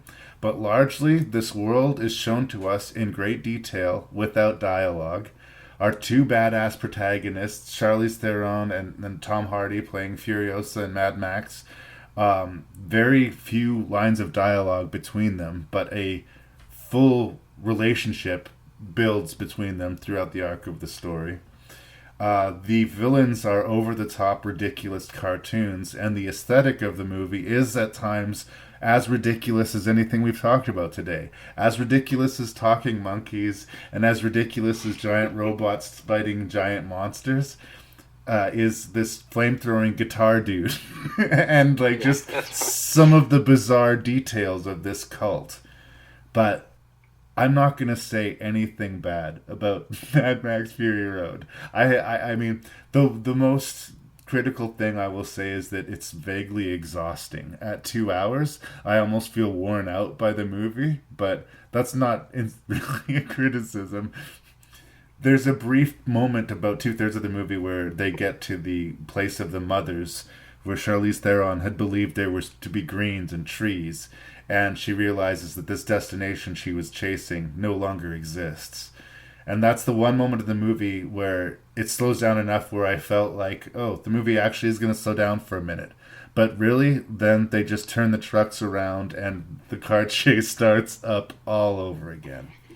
It's one of the movies that's going to be tough for me to review, Chris, because all I can do is gush over the pure macho awesomeness on display. But I love Fury Road, and it is the action movie to measure against any other action movie, period. I mean, not since the original Die Hard, or I guess maybe some people would say the John Wick franchise, has a real game-changing action movie come to shake the fortress. I'm going to actually say not since The Matrix has there been a action movie that just shook the foundations as much as Fury Road. So I'm being hyperbolic, but I can't help it. I have mad love for Fury Road. Talk me down if you dare. I would never even suggest you're wrong at all, because this movie is unbelievably good. I also grew up watching Mad Max 2. Mad Max 2 in Australia, the Road Warrior. It's Road Warrior here. Over there, yeah. And I don't think that movie had been topped in terms of action films until Fury Road came out. When I first saw the trailer for this, I thought, oh no, it's just some crazy Hollywood sequel over the top, because they really showed in the trailer the big CG dust storm. Yeah. Which is maybe the only part of the movie which is a little computery.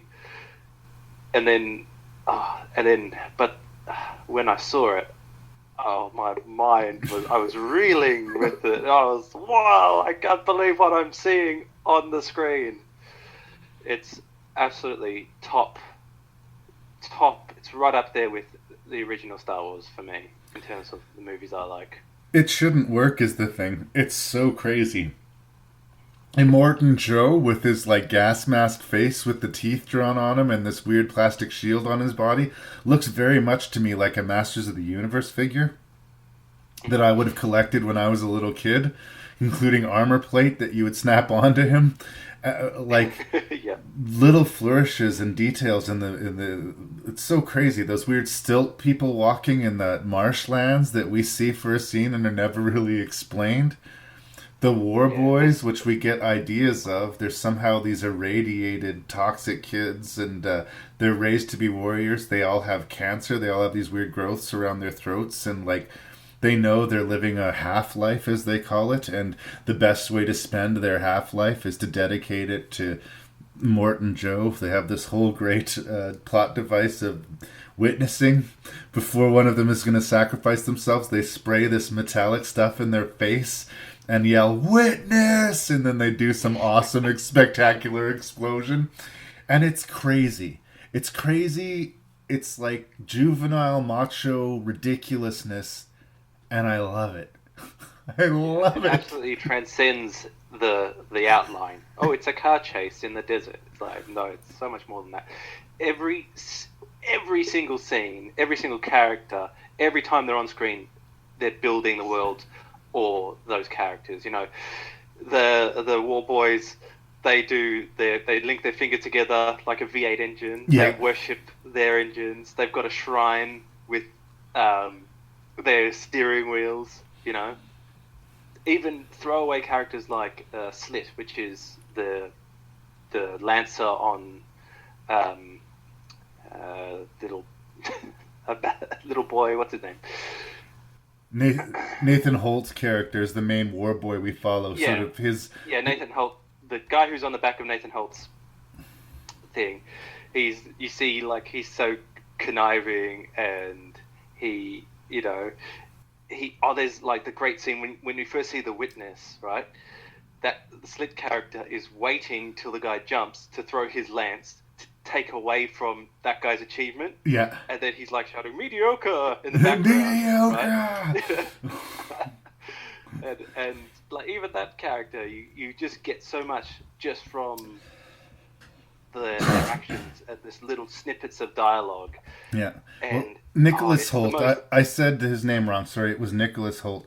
That's a really interesting character because he is crazy and he is sort of a villain, but he does have a full arc and journey that we kind of follow.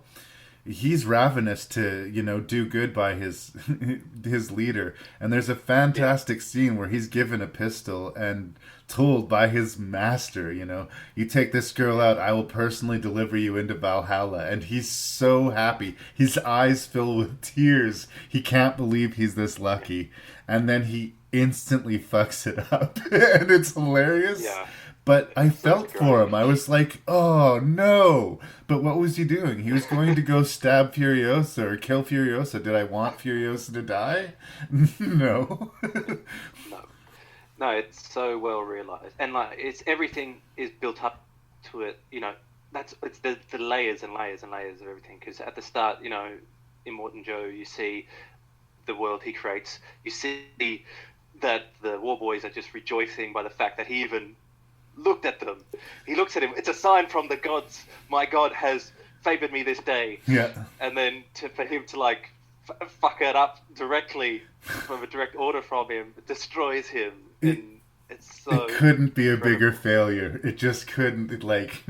No.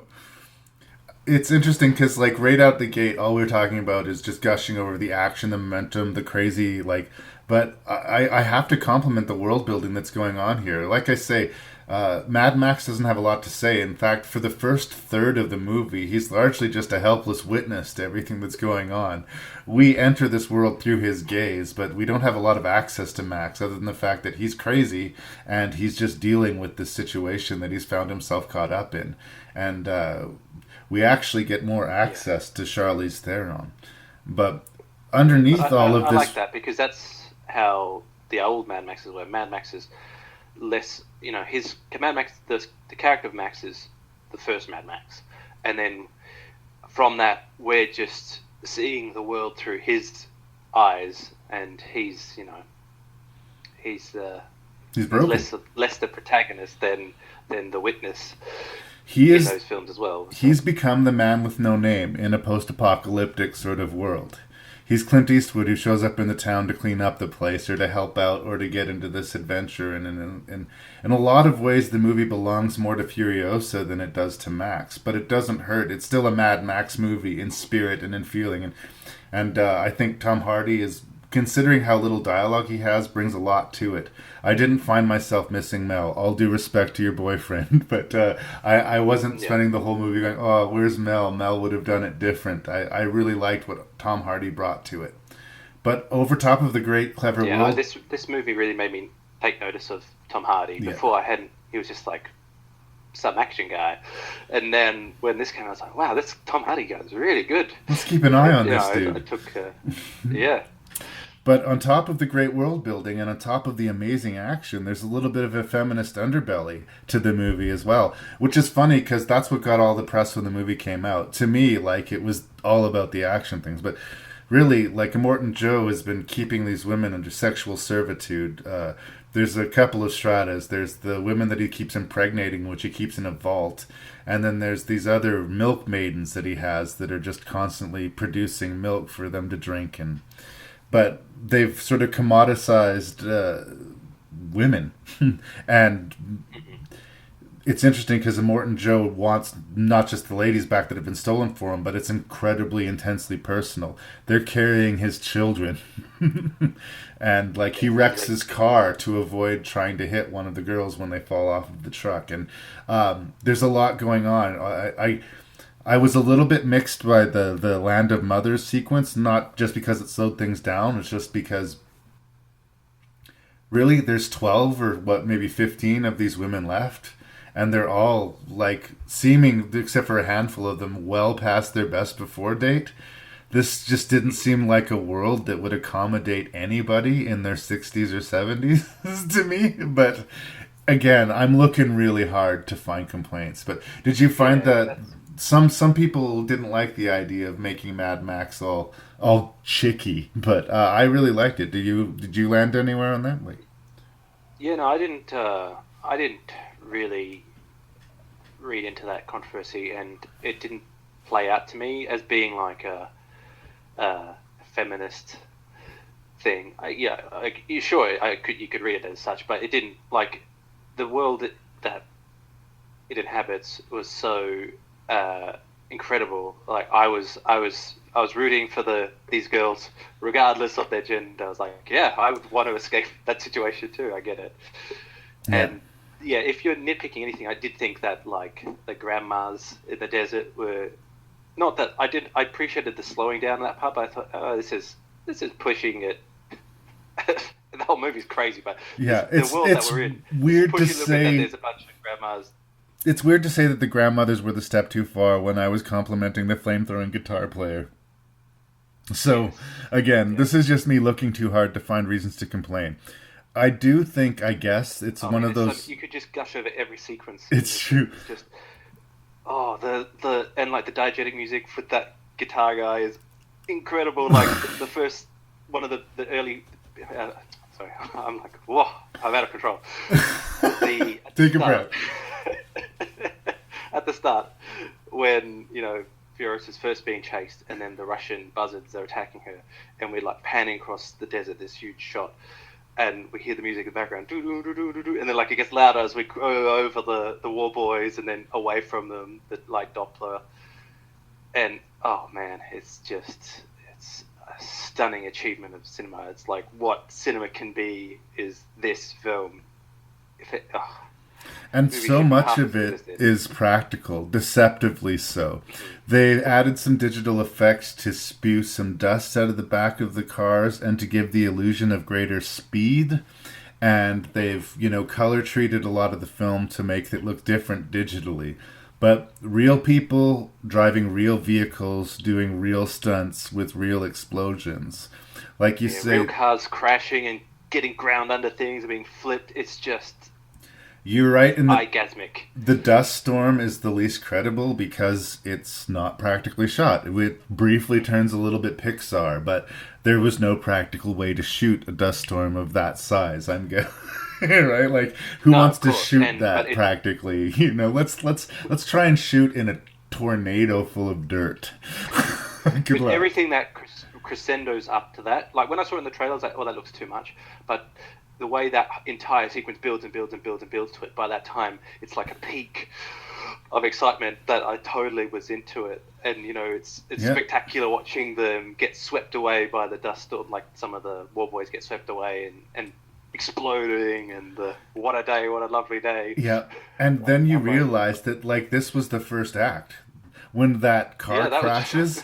and that flare goes out in the sand, and the storm blows over the car chase, and like everything has to stop due to weather, and you give the first chance you're given to take a breath really in the movie. I'm all of a sudden filled with this giddy energy. It's like, that was amazing, and we're just getting fucking started. Yeah, that's right. I mean, I guess some people might feel that maybe that peaked at that point, like it peaked a third into the movie, and I don't know that it did, nothing is though. quite. But see, I did. No, for me, it still worked for me. Everything else worked for me. Yeah, it was just great. And more nitpicking, the very final crash, and like the steering wheel comes right at the camera. 3D effect, yeah. Yeah, I was like, okay. That was purely for the people who paid the extra $2 for the 3D experience. I let it go. Yeah. I let it go. But that's 99.9 out of 100. This film, you really have to search to find flaws. I do think it's one of these movies that if you don't come in with a base fan understanding of Mad Max, if you come in fighting it at all, you'll probably win. Like if the gruff, like, toxic heavy metal wasteland aesthetic doesn't jive with you, like, there are a few people who just don't get it. They're wrong, but there are a few people who just don't get it.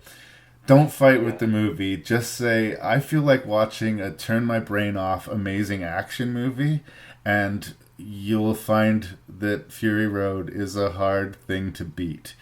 I'm actually at the point with this movie that, like, there's talk of doing another Mad Max movie, and I'm like, you know what, Mr. Miller? You've made 4 really, really good Mad Max movies. You're in your 70s. I would rather you just, quit while you were ahead than made, even if it was like a weaker entry, like I would argue that Beyond Thunderdome is a weaker Mad Max movie. Yeah. There's just I can't see them topping Fury Road. And, leave them laughing, George. Leave them laughing, please. It's a rare thing for me to love a movie so much that I don't want them to make any more. But that's how I feel about Fury Road. Yeah, no, I agree with that assessment. It is absolutely a peak of cinema, this film. I could not say enough good about it.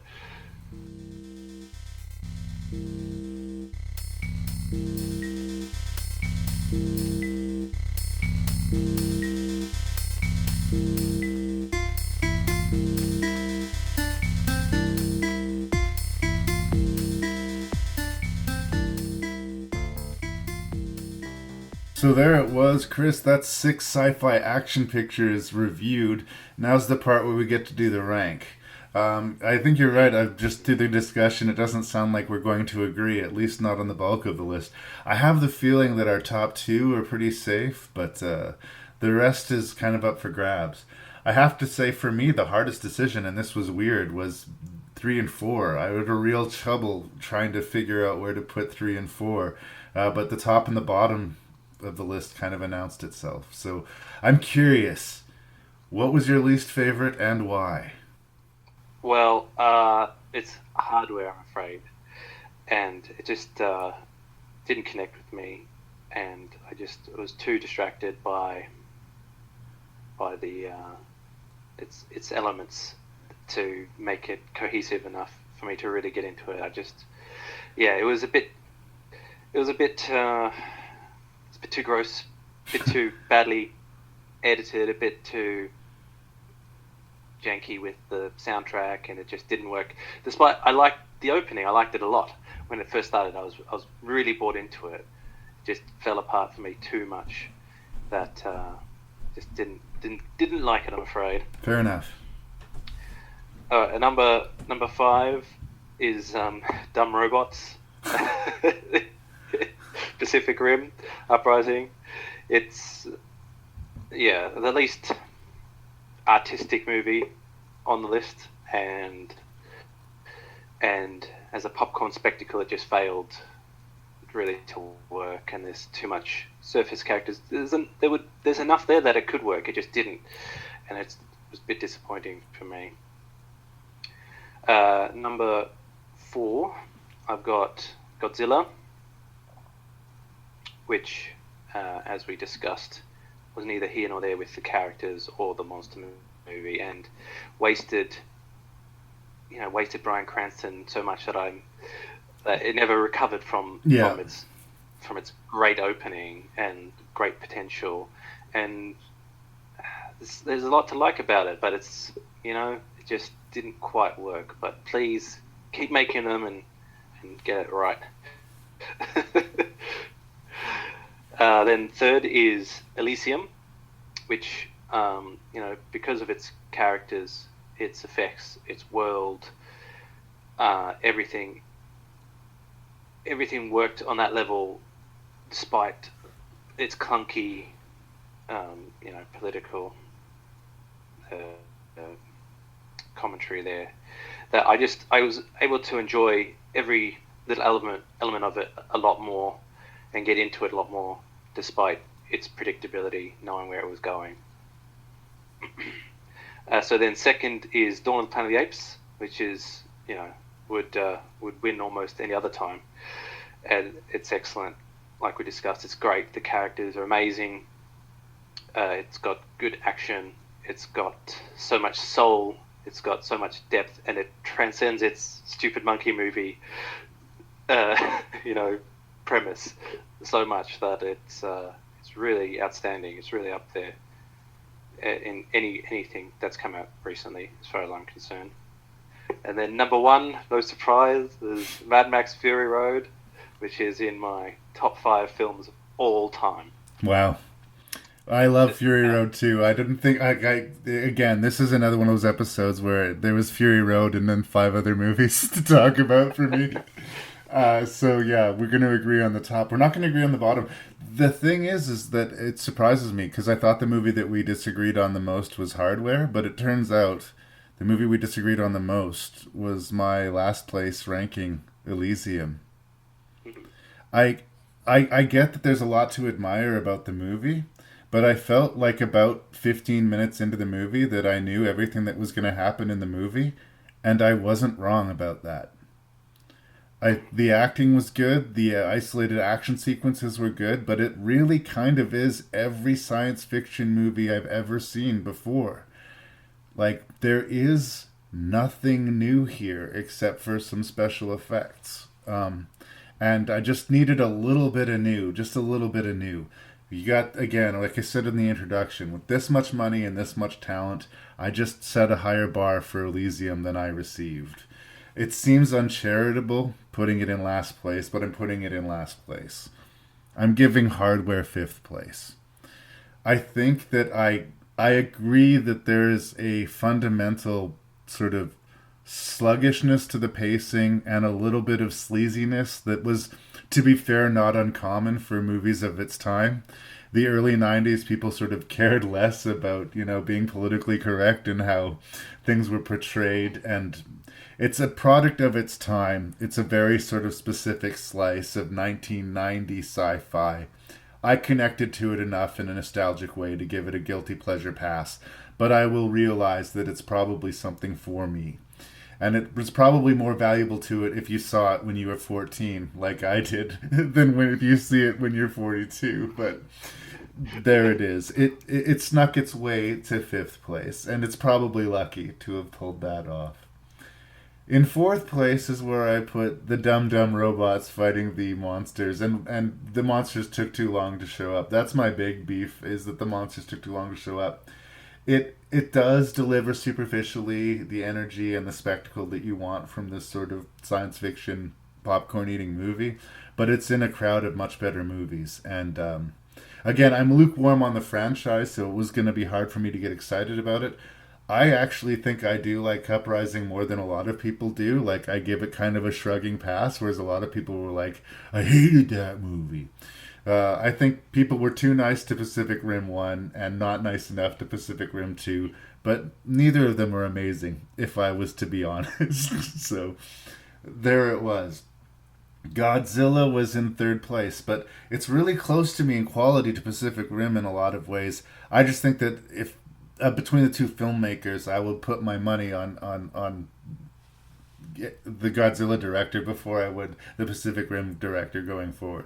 I also know that the same director, of course, brought us Rogue One. And I do think really cool ideas, really cool approaches to action scenes if it wasn't a Godzilla movie. It's kind of this strange thing where it's a really good action movie if it wasn't starring Godzilla.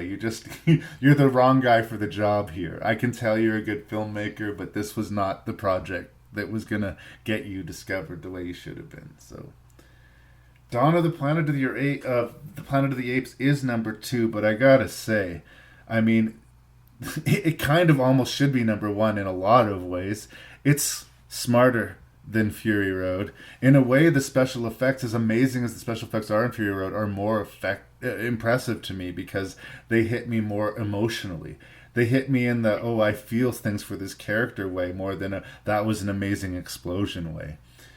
Like, it's just true. It's more complicated. The characters are richer. The villain is way better. But I have to put number 1 at Fury Road just for the visceral, action of it. Just the pure action filmmaking. It's just unmatched. It's one of those things where it overcomes the ridiculousness of its premise. I hate to pay a compliment to Michael Bay, but The Rock is another movie that I think does this. It's so wall-to-wall ridiculous that it's hard to defend, but it's so spectacularly executed that it's just impossible not to love it on some level. So this is just appealing to the little kid in me, Mad Max Fury Road number 1, but do not turn your back on Dawn of the Planet of the Apes. I mean, I enjoyed Rise, but Dawn put this franchise to a whole next level for me. So it's number 2, but it's on most lists, I think it would be number 1. There's just something magical about Fury Road. There's something you can't deny. It's just damn, somebody just made a kick-ass action movie, and thank you. I know, it's so good, you can't help but be like a 15-year-old when you're talking about it. You're like, whoa, remember that part when the guys were on the sticks and then the car flipped? It's just... Dude took an arrow right through his face, but he still stuck it out long enough to say, "Witness!" That's amazingly crazy and awesome and stupid and amazing and awesome and lovely. And yeah, it's everything at once. It's all you want. And it's pure cinema. Quentin Tarantino once said that as far as he's concerned, if you can do action well, you're a good director. I think George Miller does action better than anybody working. Period. Yeah, well, besides Elysium, we agreed. Pretty much. Damn movie. Yeah. Damn it! Thank you so much for being here. Stay healthy, I say as I cough. COVID! Oh, goodbye. It was nice talking to you the last time. I should have been wearing my mask. I don't know, can you catch it through Skype? I don't know how that works. Yeah, I don't know. Is it a 5G signal?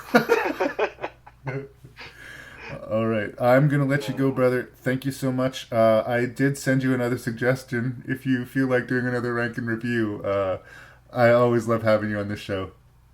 Happy to be here, Larry, and I'm definitely going to be back again. Thanks. Sweet. Always fun to talk to you, buddy. Later, dude.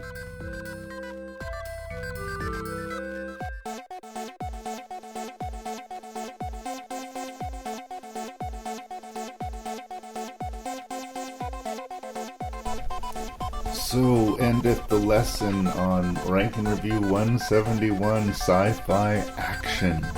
Thank you guys so much for listening. Please send your feedback to ranknreview@gmail.com. That's ranknreview@gmail.com.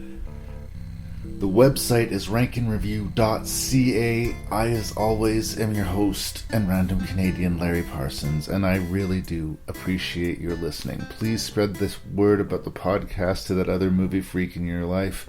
A positive review on iTunes or whatever service you're using to listen to this podcast. Super helpful, super appreciated. Please keep listening. Every other Wednesday, Rank and Review.